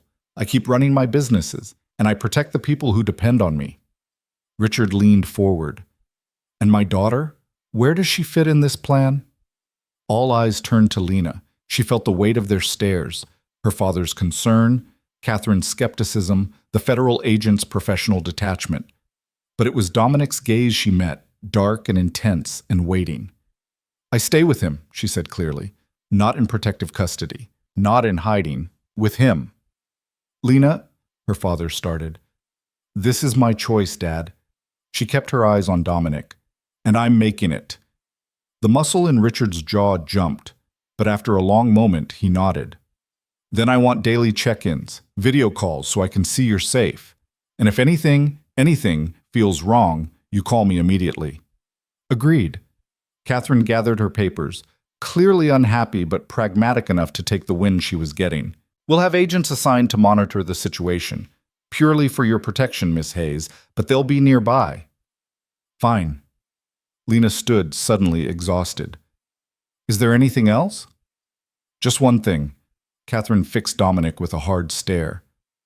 The moment you signed those documents, you became a federal witness. That means any criminal activity from this point forward voids your immunity. Completely. Do you understand? Perfectly. Dominic's voice was calm. I have no intention of breaking the law. See that you don't. Catherine snapped her briefcase closed. Because if you do, I will personally make sure you spend the rest of your life in a supermax prison, cooperation or not. They left 20 minutes later, taking the boxes of evidence and leaving behind a tension that filled the penthouse like smoke. Lena stood by the windows, watching the federal vehicles pull away from the building, feeling the finality of what had just happened. She'd chosen, publicly, irrevocably. There was no going back now. You okay? Dominic asked from behind her. Lena turned to find him watching her with an expression she couldn't quite read. Ask me tomorrow. Fair enough. He moved closer but didn't touch her. Your father hates me. Can you blame him? No. Dominic's lips quirked. If I had a daughter and someone did to her what I did to you, I'd have put a bullet in his head and buried him in the Everglades. Romantic. Honest. He finally closed the distance, hands settling at her waist. You didn't have to do that. Choose me in front of him. You could have taken the out. I know. So why didn't you? Lena considered the question. Why had she chosen to stay? Was it really just about helping him transition the business? About protecting the kids and the foundation programs? Or was it something deeper, something she wasn't ready to name yet? Because you make me feel seen, she said finally. Like I matter. Not as a music teacher or someone's daughter or a piece on a chessboard, just me. Dominic's hands tightened on her waist. You do matter, more than you know. Then prove it. She met his eyes. Show me this wasn't just about control or possession or winning. Show me you meant what you said about earning me. For a long moment, Dominic just looked at her. Then he stepped back, releasing her. Come with me, he said. He led her to his office, a smaller room off the main living area, dominated by a desk and floor-to-ceiling bookshelves. He pulled a folder from one of the drawers and handed it to her. Lena opened it and froze. Inside were documents establishing a trust, a massive trust, funded with enough money to run Harmony Heights Community Center and a dozen others like it for the next 50 years. Her name was listed as the sole trustee with complete authority over fund distribution. I had my attorneys draw this up 3 days ago, Dominic said quietly, before the attack on the island. Before any of this went sideways, because you were right, the foundation needed to be separate from the criminal enterprises, needed to be something clean that couldn't be touched, no matter what happened to me. Lena stared at the numbers, her hands shaking. This is millions. 47 million, to be exact. Dominic moved behind her, looking over her shoulder at the documents. Enough to fund music programs, after-school care, scholarships, whatever those kids need. And it's yours, completely separate from my organization. Even if everything else burns down, this survives. Why? The word came out as a whisper. Because you asked me to do better. Because those kids matter to you, which means they matter to me. His voice was rough. Because I wanted you to have something that was yours. Not leverage, not a bribe, just a choice. Lena turned to face him, tears streaming down her face. You did this before you knew I'd stay. I did it hoping you would. His thumb caught a tear on her cheek. But even if you'd left, even if you'd walked away and never looked back, I wanted you to have this. Wanted you to know that you changed something, changed me. She kissed him. It wasn't calculated or hesitant or careful. It was desperate and raw and full of everything she couldn't put into words. Dominic made a sound low in his throat and kissed her back, his hands tangling in her hair, pulling her closer until there was no space left between them. When they finally broke apart, both breathing hard, Lena rested her forehead against his. I'm terrified, she whispered. Me too. What if we can't do this? What if the Kozlovs win? What if... Then we go down fighting. Dominic's hands framed her face. Together. That's all I can promise you, Lena. Not safety, not certainty. Just that whatever comes next, we face it together. That's a terrible promise. I know. He smiled despite everything. But it's the only one I can keep. Lena kissed him again, softer this time, trying to memorize the taste of him, the feel of his hands on her skin, the steady beat of his heart against hers. Because Dominic was right. There were no guarantees, so no promises of happy endings. Just this moment, and the choice to stay in it. The secure phone on Dominic's desk buzzed. He pulled away reluctantly and checked the message, his expression darkening as he read. What is it? Lena asked. The Kozlovs just made their next move. Dominic's voice was hard. They hit 3 more locations, burned them to the ground, and they left another message. What message? He turned the phone so she could see the image. It was a photograph of the charity gala where they'd met, the Fontainebleau ballroom, beautiful and glittering and whole. Except someone had spray-painted words across the image in red. Your weakness will destroy you. Touch you. Lena's blood ran cold. They know about me. About us. They've known since the island attack. Dominic set down the phone. But this is different. This is a declaration. They're not just coming for my businesses anymore. They're coming for everything I care about. Which means they're coming for me. Yes. He pulled her close. Which means we need to end this fast before they can make good on that threat. How? Dominic's eyes were hard as stone. By giving them exactly what they want. A war. Except this time we fight it on our terms. With federal prosecutors and RICO charges and every legal weapon we have. He paused. But first, I need to make sure you're somewhere they can't touch you. I'm not leaving you. Lena. No. She grabbed his arms. You said we'd do this together. I'm holding you to that. Even if it gets you killed? Even then, she met his eyes. Because I choose you, Dominic. Not the safe option, not the smart option. You. For a moment, she thought he'd argue. Then his mouth crashed down on hers, the kiss fierce and possessive and full of desperate need. When they broke apart, his eyes were nearly black. Then we do this right, he said roughly. We take down the Kozlovs. We turn this empire into something legitimate. And we survive. He kissed her forehead. But if anything happens to you, it won't. But if it does, he continued, his voice shaking, I need you to know that you were worth it.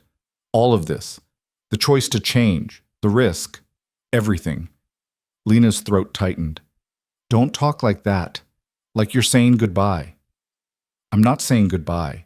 Dominic pulled her against his chest, his arms wrapping around her like he could shield her from the world through sheer force of will. I'm saying I love you. And I need you to know that before everything goes to hell. The words hung in the air between them, terrifying and perfect and absolutely true. Lena pulled back just far enough to see his face. Say it again. I love you. No hesitation, no doubt.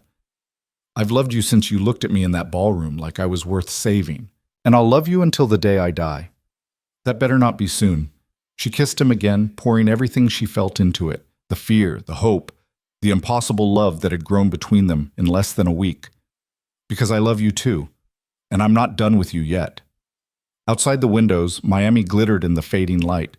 Somewhere in that sprawl of concrete and glass, enemies were gathering, planning, preparing to strike. But in that moment, wrapped in each other's arms, Lena and Dominic let themselves believe they could win, that love was stronger than violence, that choosing each other was enough, even if everything they'd built was about to burn. The Kozlovs came for them 3 days later. Not with bullets this time, but with something far more insidious, a coordinated media campaign that painted Dominic as a monster hiding behind federal protection, and Lena as either his victim or his accomplice. The headline screamed across every major outlet. Mafia boss trades testimony for immunity while holding prosecutor's daughter. Federal deal with devil. Varela organization escapes justice kidnapping. Victim or willing participant? Questions surround Lena Hayes. Lena read the articles on her phone while Dominic paced the penthouse like a caged animal, his security chief updating him on the damage. The story had been carefully orchestrated. Anonymous sources, leaked photographs from the island attack, speculation about Stockholm Syndrome that her father's earlier fears had somehow made public. They're painting you as either weak or corrupt, Dominic's lawyer said over speakerphone. And they're painting Miss Hayes as unstable. The U.S. Attorney's Office is getting flooded with calls demanding they revoke your immunity deal. Can they? Lena asked, her stomach churning. Legally? No. The agreement is signed and binding. The lawyer's voice was grim. But politically? This kind of pressure could make them drag their feet on prosecuting the Kozlovs, delay grand jury proceedings, essentially render Dominic's cooperation worthless. Dominic stopped pacing. So the Kozlovs don't need to kill me. They just need to destroy my credibility and wait for the federal case to collapse. Exactly. A pause. I'd recommend going dark. No public appearances, no statements. Let this blow over. That's not an option. Dominic's voice was hard. Going dark makes us look guilty. We need to control the narrative. How? Lena set down her phone. Everything they're saying is technically true. You did kidnap me. I am choosing to stay with you. How do we spin that? Dominic crossed to her, his hands settling on her shoulders. We don't spin it. We own it. Every word. And we tell our story before they can twist it into theirs. You want to go public? I want to stop hiding. His eyes held hers. No more shadows. No more half-truths. We stand together and we tell people exactly what happened. From the ballroom to now. Let them judge the truth instead of the rumors. Lena's heart hammered. That's insane. You know that, right? Probably. A ghost of a smile touched his lips. But I'm tired of letting other people write our story. He was right. Lena knew he was right. But the thought of standing in front of cameras, of exposing everything that had happened between them to public scrutiny, made her stomach turn. Still, the alternative, watching the Kozlovs destroy them with lies and innuendo, was worse. "Okay," she said, "we do it. Together." Dominic called Catherine Mills and Richard Hayes within the hour. Her father's reaction was predictably explosive, shouting about legal exposure and putting Lena in danger and throwing away every tactical advantage they had. Catherine was only marginally calmer, listing a dozen reasons why a public statement was professional suicide. But in the end, they both agreed to one thing. If Dominic and Lena were going to do this, they needed to do it right. The press conference was scheduled for the following afternoon at the Federal Building downtown. Catherine insisted on controlling the venue and the guest list, limiting attendance to verified journalists, and keeping the Kozlov-friendly media outlets at arm's length. Richard demanded final approval over every word they planned to say. Lena spent the night before writing and rewriting her statement, trying to find words that captured the impossible complexity of falling in love with your kidnapper. Every version sounded either crazy or naive, or like she was making excuses for inexcusable behavior. Around midnight, she gave up and found Dominic on the penthouse terrace, staring out at the Miami skyline with a glass of whiskey in his hand. "Can't sleep either?" she asked, sliding into the space beside him. "Too much riding on tomorrow." He offered her the glass. "One mistake, and we give the Kozlovs exactly what they want." Lena took a sip, the whiskey burning warm down her throat. "What if we're making a mistake just by doing this? What if we make everything worse? Then we make it worse together." Dominic's arms settled around her shoulders, pulling her against his side. "I've been thinking about what you said, about how insane this all is."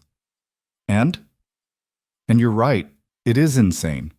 Everything about this, about us, defies logic.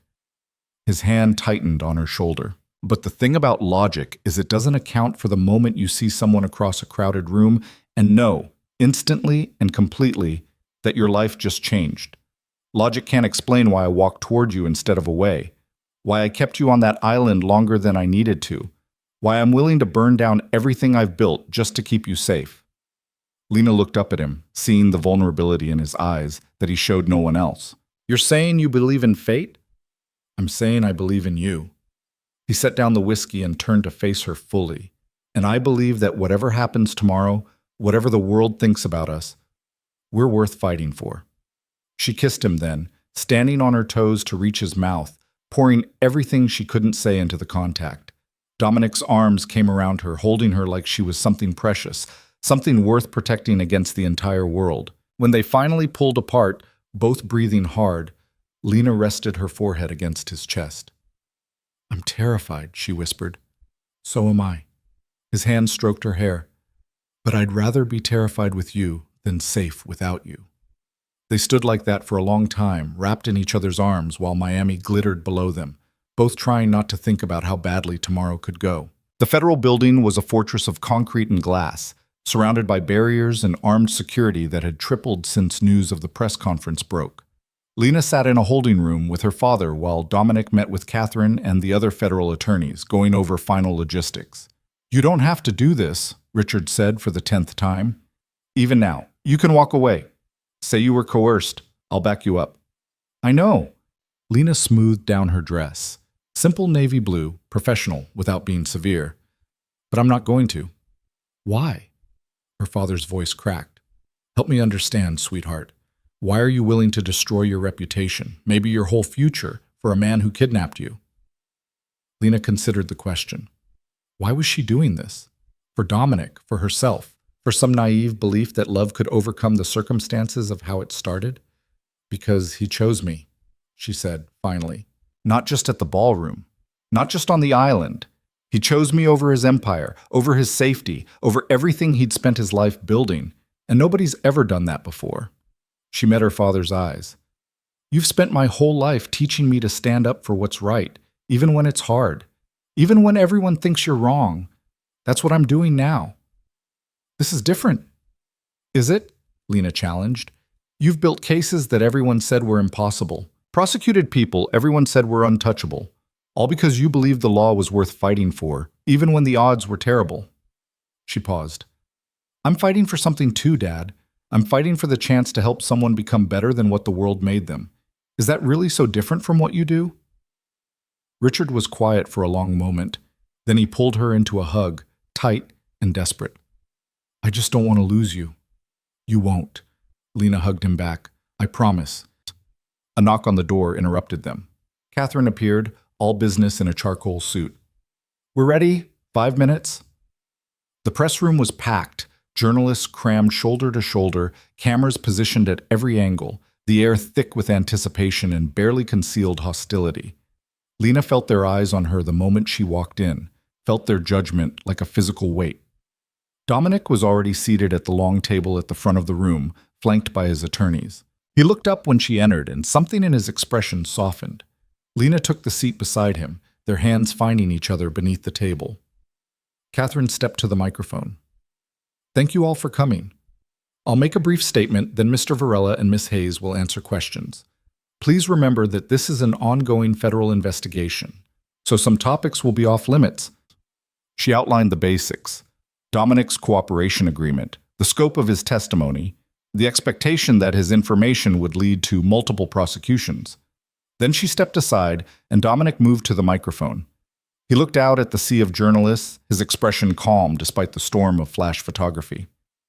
My name is Dominic Varela, he began.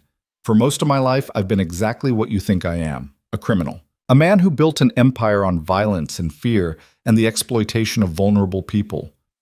I won't stand here and make excuses for that. I won't claim I was forced into this life or that I didn't have choices. I made choices, bad ones, and people suffered because of them. The room was absolutely silent. 6 days ago, I made another choice. I met a woman at a charity gala, a music teacher trying to save a community program, and I did something unforgivable. I took her, used her as leverage against her father, who was prosecuting my organization. I kept her on a private island against her will. I committed a federal crime, and I won't pretend otherwise. Lena's hand tightened on his beneath the table. But something happened during those days. Something I didn't expect. That woman looked at me, really looked at me, and saw something worth saving. She asked me to be better, to do better, and for the first time in my life, I wanted to try. He paused. That's why I'm here. Not because I'm afraid of prison, not because I want to save myself, but because Lena Hayes showed me that change is possible, that even someone like me can choose a different path. He stepped back from the microphone and took Lena's hand, pulling her to her feet. Now I'd like Lena to speak for herself, because despite what some of you have written, she's not a victim who needs to be saved. She's a woman making her own choices, and those choices deserve to be heard. Lena's heart hammered as she stepped to the microphone. Every camera in the room swung toward her. Every journalist leaned forward, hungry for her story. My name is Lena Hayes, she began, her voice shaking slightly.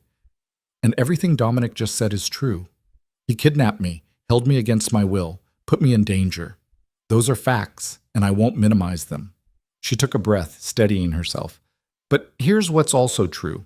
When armed men attacked the island where I was being held, Dominic didn't use me as a human shield. He didn't trade my life for his. He fought for me, took a bullet protecting me, gave me a way to escape even though it meant he might die. Her voice grew stronger. And when it was over, when he could have continued using me as leverage, he chose differently. He chose to cooperate with federal prosecutors.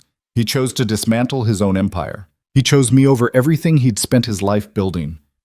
The room erupted in questions, journalists shouting over each other. Are you saying you love him? Do you have Stockholm Syndrome?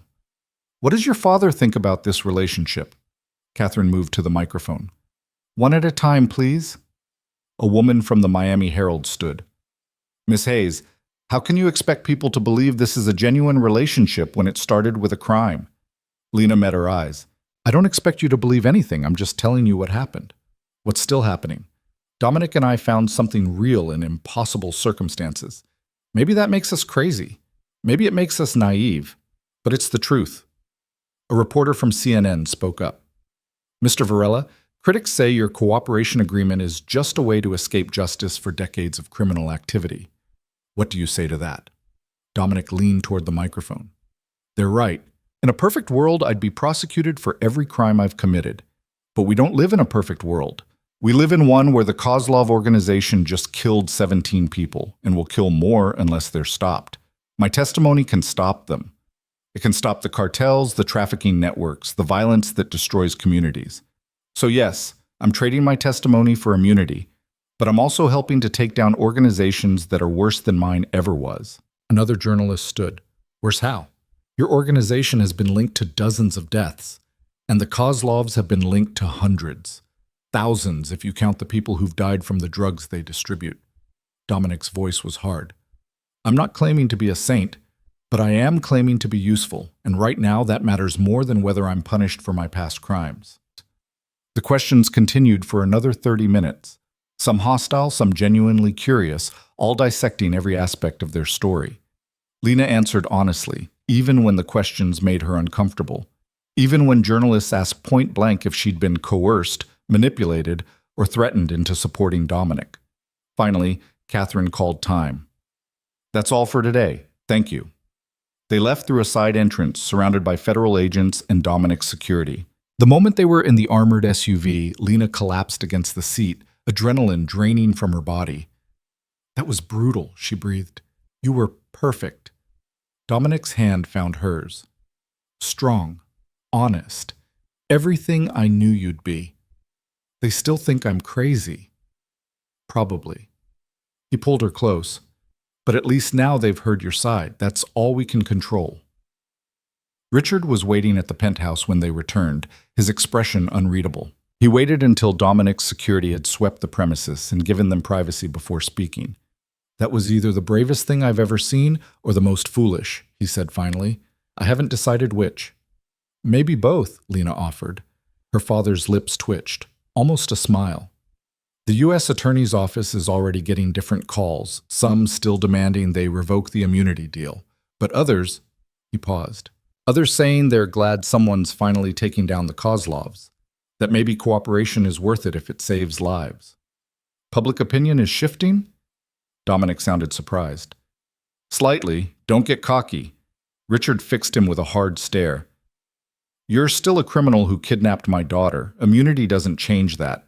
But, he took a breath, but I watched you up there today. Watched you take responsibility without making excuses. And I watched my daughter defend you with the same passion she defends those kids in her music program. So maybe, there's something here worth not destroying. The admission clearly cost him. Lena crossed to her father and hugged him tight. Thank you, she whispered. Don't thank me yet. Richard pulled back. Because if he hurts you, immunity or not, cooperation or not, I will make his life a living hell. Clear? Crystal, Dominic said from behind her. Over the next 2 weeks, the narrative began to shift. Not completely. There were still plenty of outlets calling Lena a victim and Dominic a manipulator. But other voices emerged. Domestic violence advocates who acknowledged that love and trauma could coexist. Former prosecutors who pointed out that cooperation agreements had always been imperfect tools for a greater good. Even a few psychologists who argued that while Stockholm Syndrome was real, so was the human capacity for finding connection in unexpected places. More importantly, the federal case against the Kozlovs gained momentum. Armed with Dominic's testimony and documentation, prosecutors brought RICO charges against 23 members of the organization. Half of them were arrested within days. The others went into hiding, their operations disrupted, and their leadership in chaos. The retaliation Lena had feared never came, not because the Kozlovs weren't dangerous, but because they were too busy trying to survive the federal onslaught to mount an effective counterattack. And by the time they regrouped, it was too late. The damage had been done. Dominic spent those weeks in depositions and meetings with federal prosecutors, systematically dismantling not just the Kozlov empire, but a dozen other criminal organizations that had operated with impunity for decades. It was exhausting, dangerous work that left him drained and haunted. But he kept going. Because Lena asked him to. Because he'd promised. Because somewhere along the way, being better than what the world expected had become more important than protecting the empire he'd built. Lena threw herself into the foundation work, using the trust Dominic had established to expand programs across Miami. She hired staff, partnered with schools, created opportunities for hundreds of kids who'd been written off by everyone else. It was hard, often frustrating work that reminded her daily why she'd walked into that ballroom 6 weeks ago. 6 weeks. It felt like a lifetime.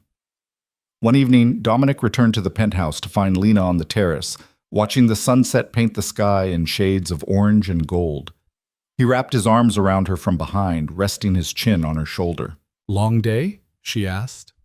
3 depositions, 4 hours of testimony, and a very angry defense attorney who accused me of lying to save myself. His voice was rough. "So yeah, long day."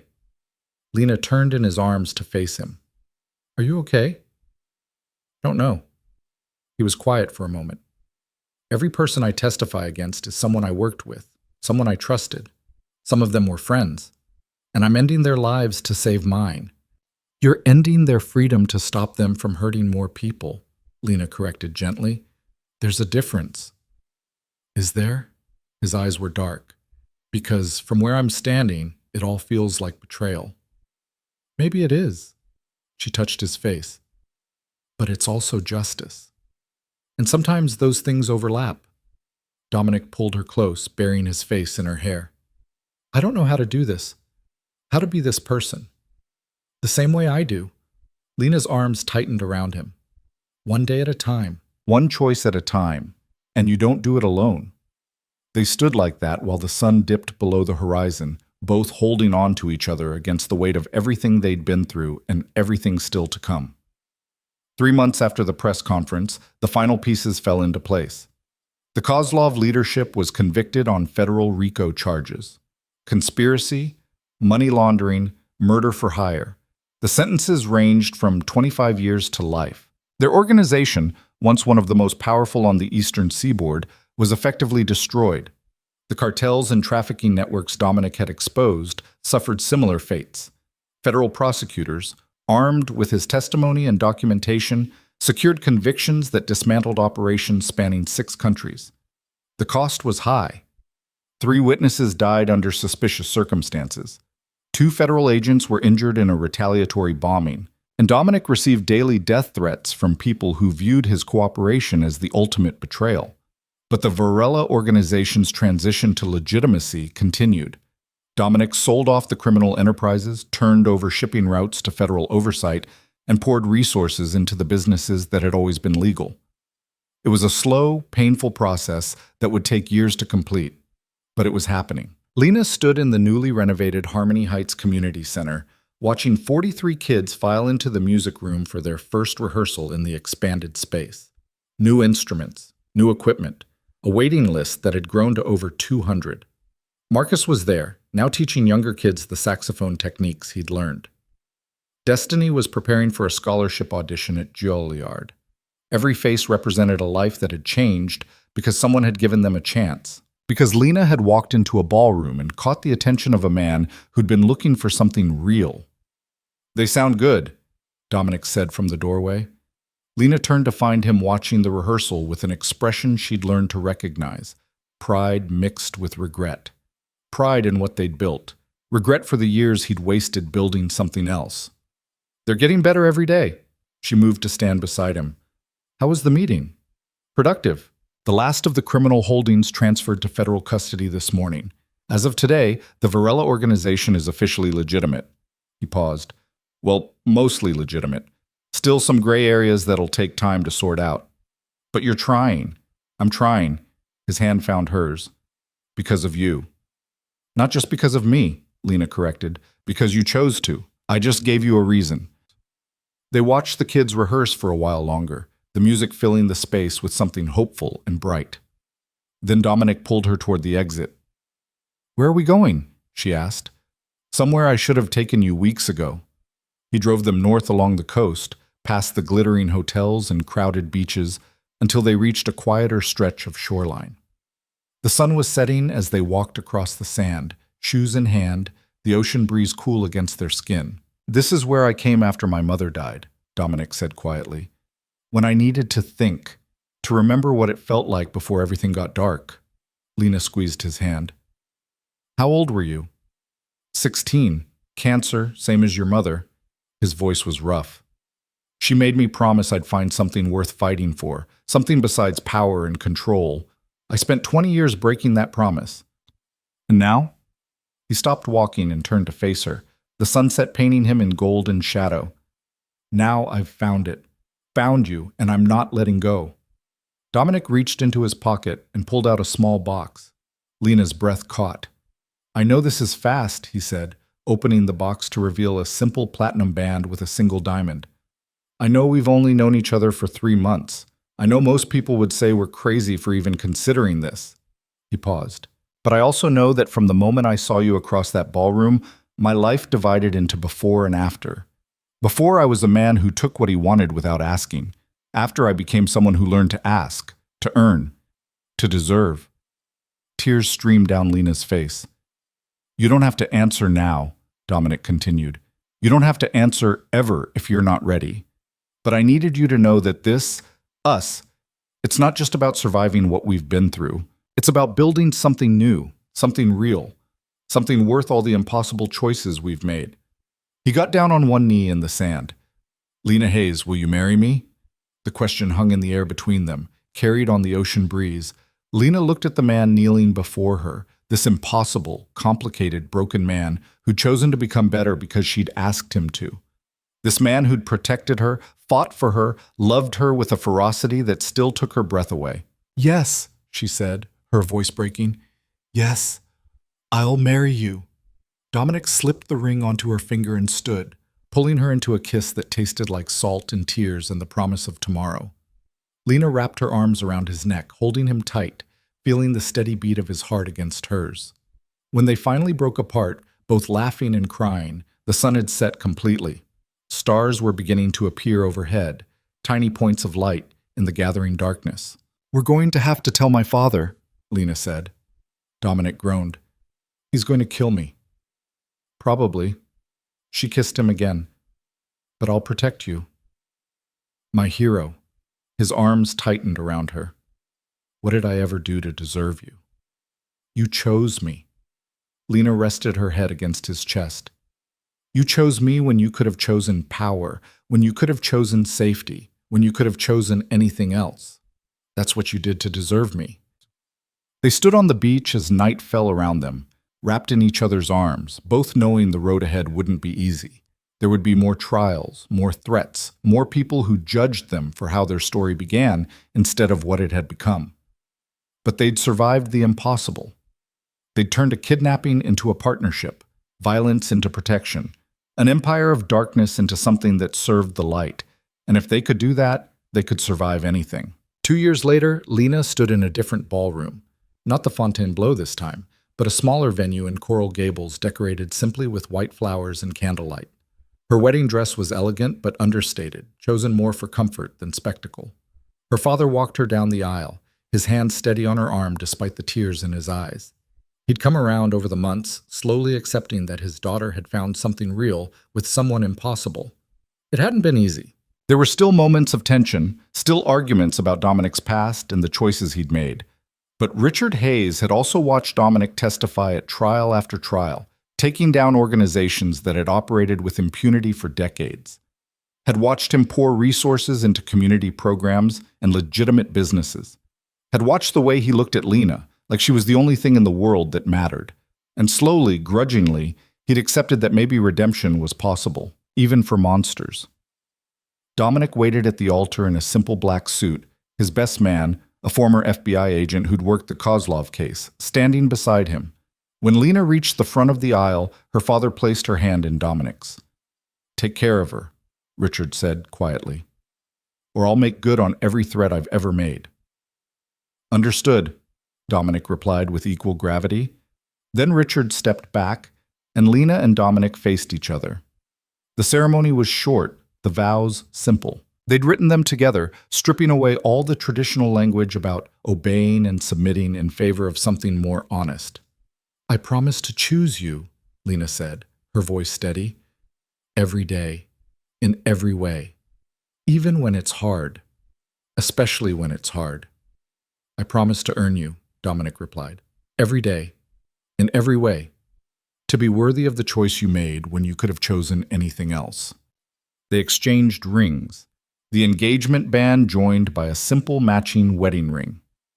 I now pronounce you husband and wife, the officiant said. You may kiss your bride. Dominic pulled Lena close and kissed her, gentle and sure, while their small gathering of family and friends applauded. When they broke apart, both smiling, Lena saw her father wipe his eyes.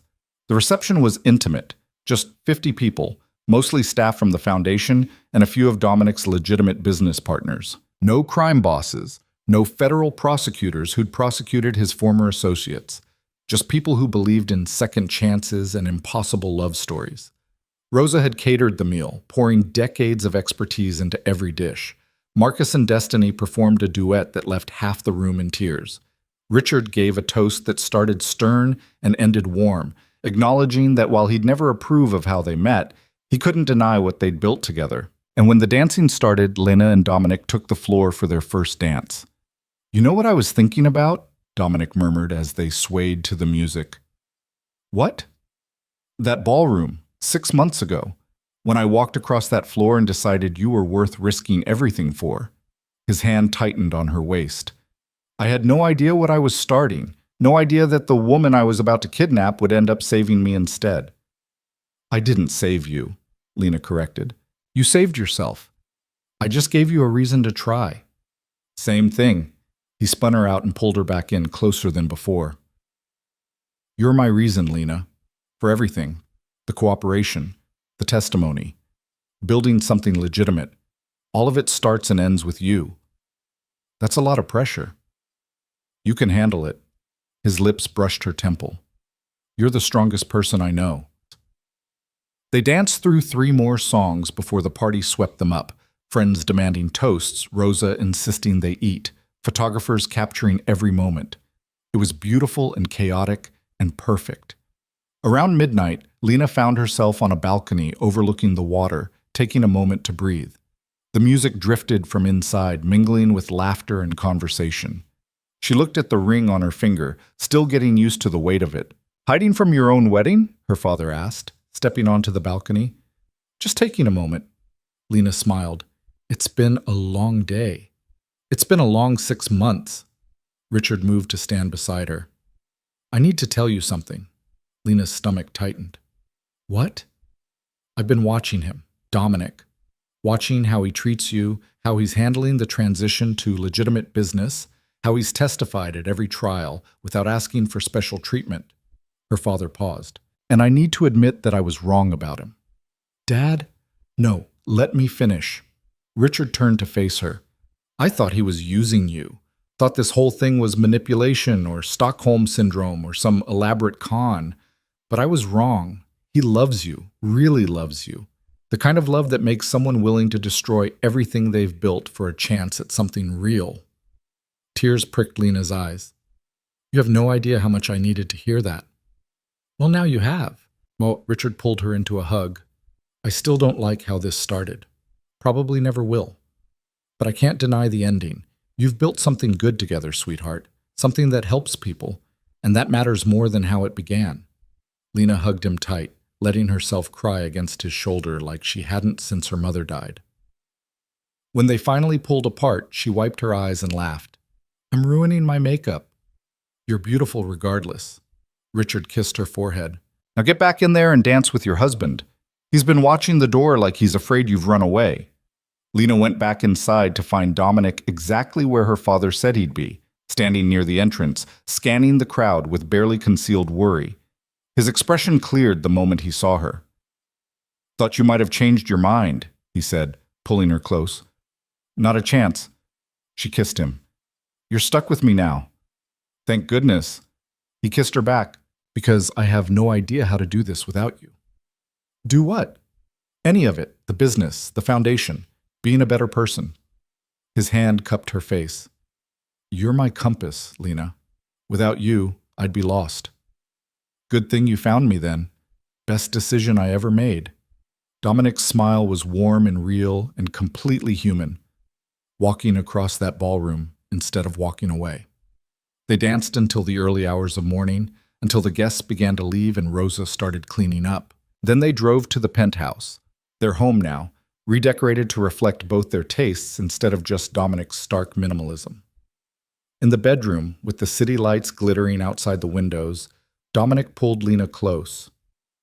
"I love you." he murmured against her hair. More than I thought I was capable of loving anything. I love you too. Lena looked up at him. Even though you're the most impossible person I've ever met. Impossible how?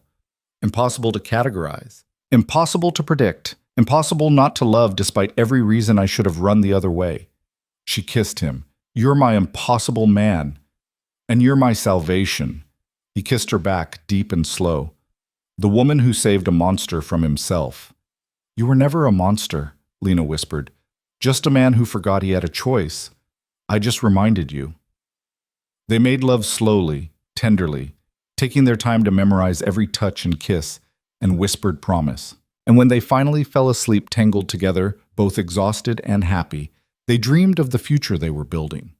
A future where music filled community centers across Miami, where kids who'd been written off discovered talents they never knew they had, where an empire built on blood had been transformed into something that served instead of exploited, where love, impossible, complicated, hard-won love, had proven stronger than violence. 5 years after that night in the ballroom, Lena stood on a stage in front of 500 people, preparing to cut the ribbon on the 10th Harmony Heights location. Dominic stood beside her, his hand resting supportively on the small of her back, their 3-year-old daughter balanced on his hip. The foundation had grown beyond anything she'd imagined. 10 locations, 1,200 students, a waiting list that stretched into the thousands, partnerships with schools, corporations, and government programs that had once seemed impossible, all funded by an empire that had been turned toward the light. Lena looked out at the crowd, students, parents, teachers, community leaders, and thought about how far they'd come, how a single choice in a ballroom had cascaded into this moment, this life, this impossible dream made real. Thank you all for being here, she said into the microphone. 5 years ago, I walked into a charity gala hoping to save one music program. Today, we're opening our 10th location, and none of this would have been possible without the support of this community, the dedication of our staff, and the belief that every child deserves a chance to discover their potential. She paused, looking at Dominic. And without someone who was willing to change, to choose differently, to prove that redemption isn't just possible, it's worth fighting for. Dominic smiled at her, that private smile that was hers alone, and Lena felt her heart swell with love for this man who'd terrified her, protected her, loved her with a ferocity that still took her breath away. She cut the ribbon. The crowd erupted in applause. And as students flooded into the new building, their voices rising in excitement and wonder, Lena took Dominic's hand and thought about how their story would sound to outsiders. A kidnapping that became a love story. A criminal who became a partner in justice. An empire of darkness transformed into something that served the light. It sounded impossible. It sounded insane. It sounded exactly like what it was. A story about choice. About the moment someone decides to be better than what the world made them. About love that grows in the spaces between violence and redemption. About two people who should never have worked but somehow did. What are you thinking about? Dominic asked, shifting their daughter to his other hip. Lena looked at her family, her impossible, beautiful family, and smiled. I'm thinking about how you chose me, she said, across a ballroom, across every impossible obstacle, across every reason we shouldn't work. You chose me. Every time, Dominic replied. Every single time. Their daughter reached for Lena, and she took her, holding her close while Dominic's arm came around both of them. They stood like that, watching the students explore their new space, watching dreams take shape in real time. And Lena knew with absolute certainty that whatever came next, whatever challenges or obstacles or impossible situations they faced, they would face them together. Because that's what they did. That's what they'd always done. From the moment Dominic Varela walked across a ballroom and said 4 words that changed everything. You're leaving with me. And Lena Hayes, for reasons she'd spent years trying to understand, had said yes. The best decision she'd ever made. The impossible choice that had saved them both.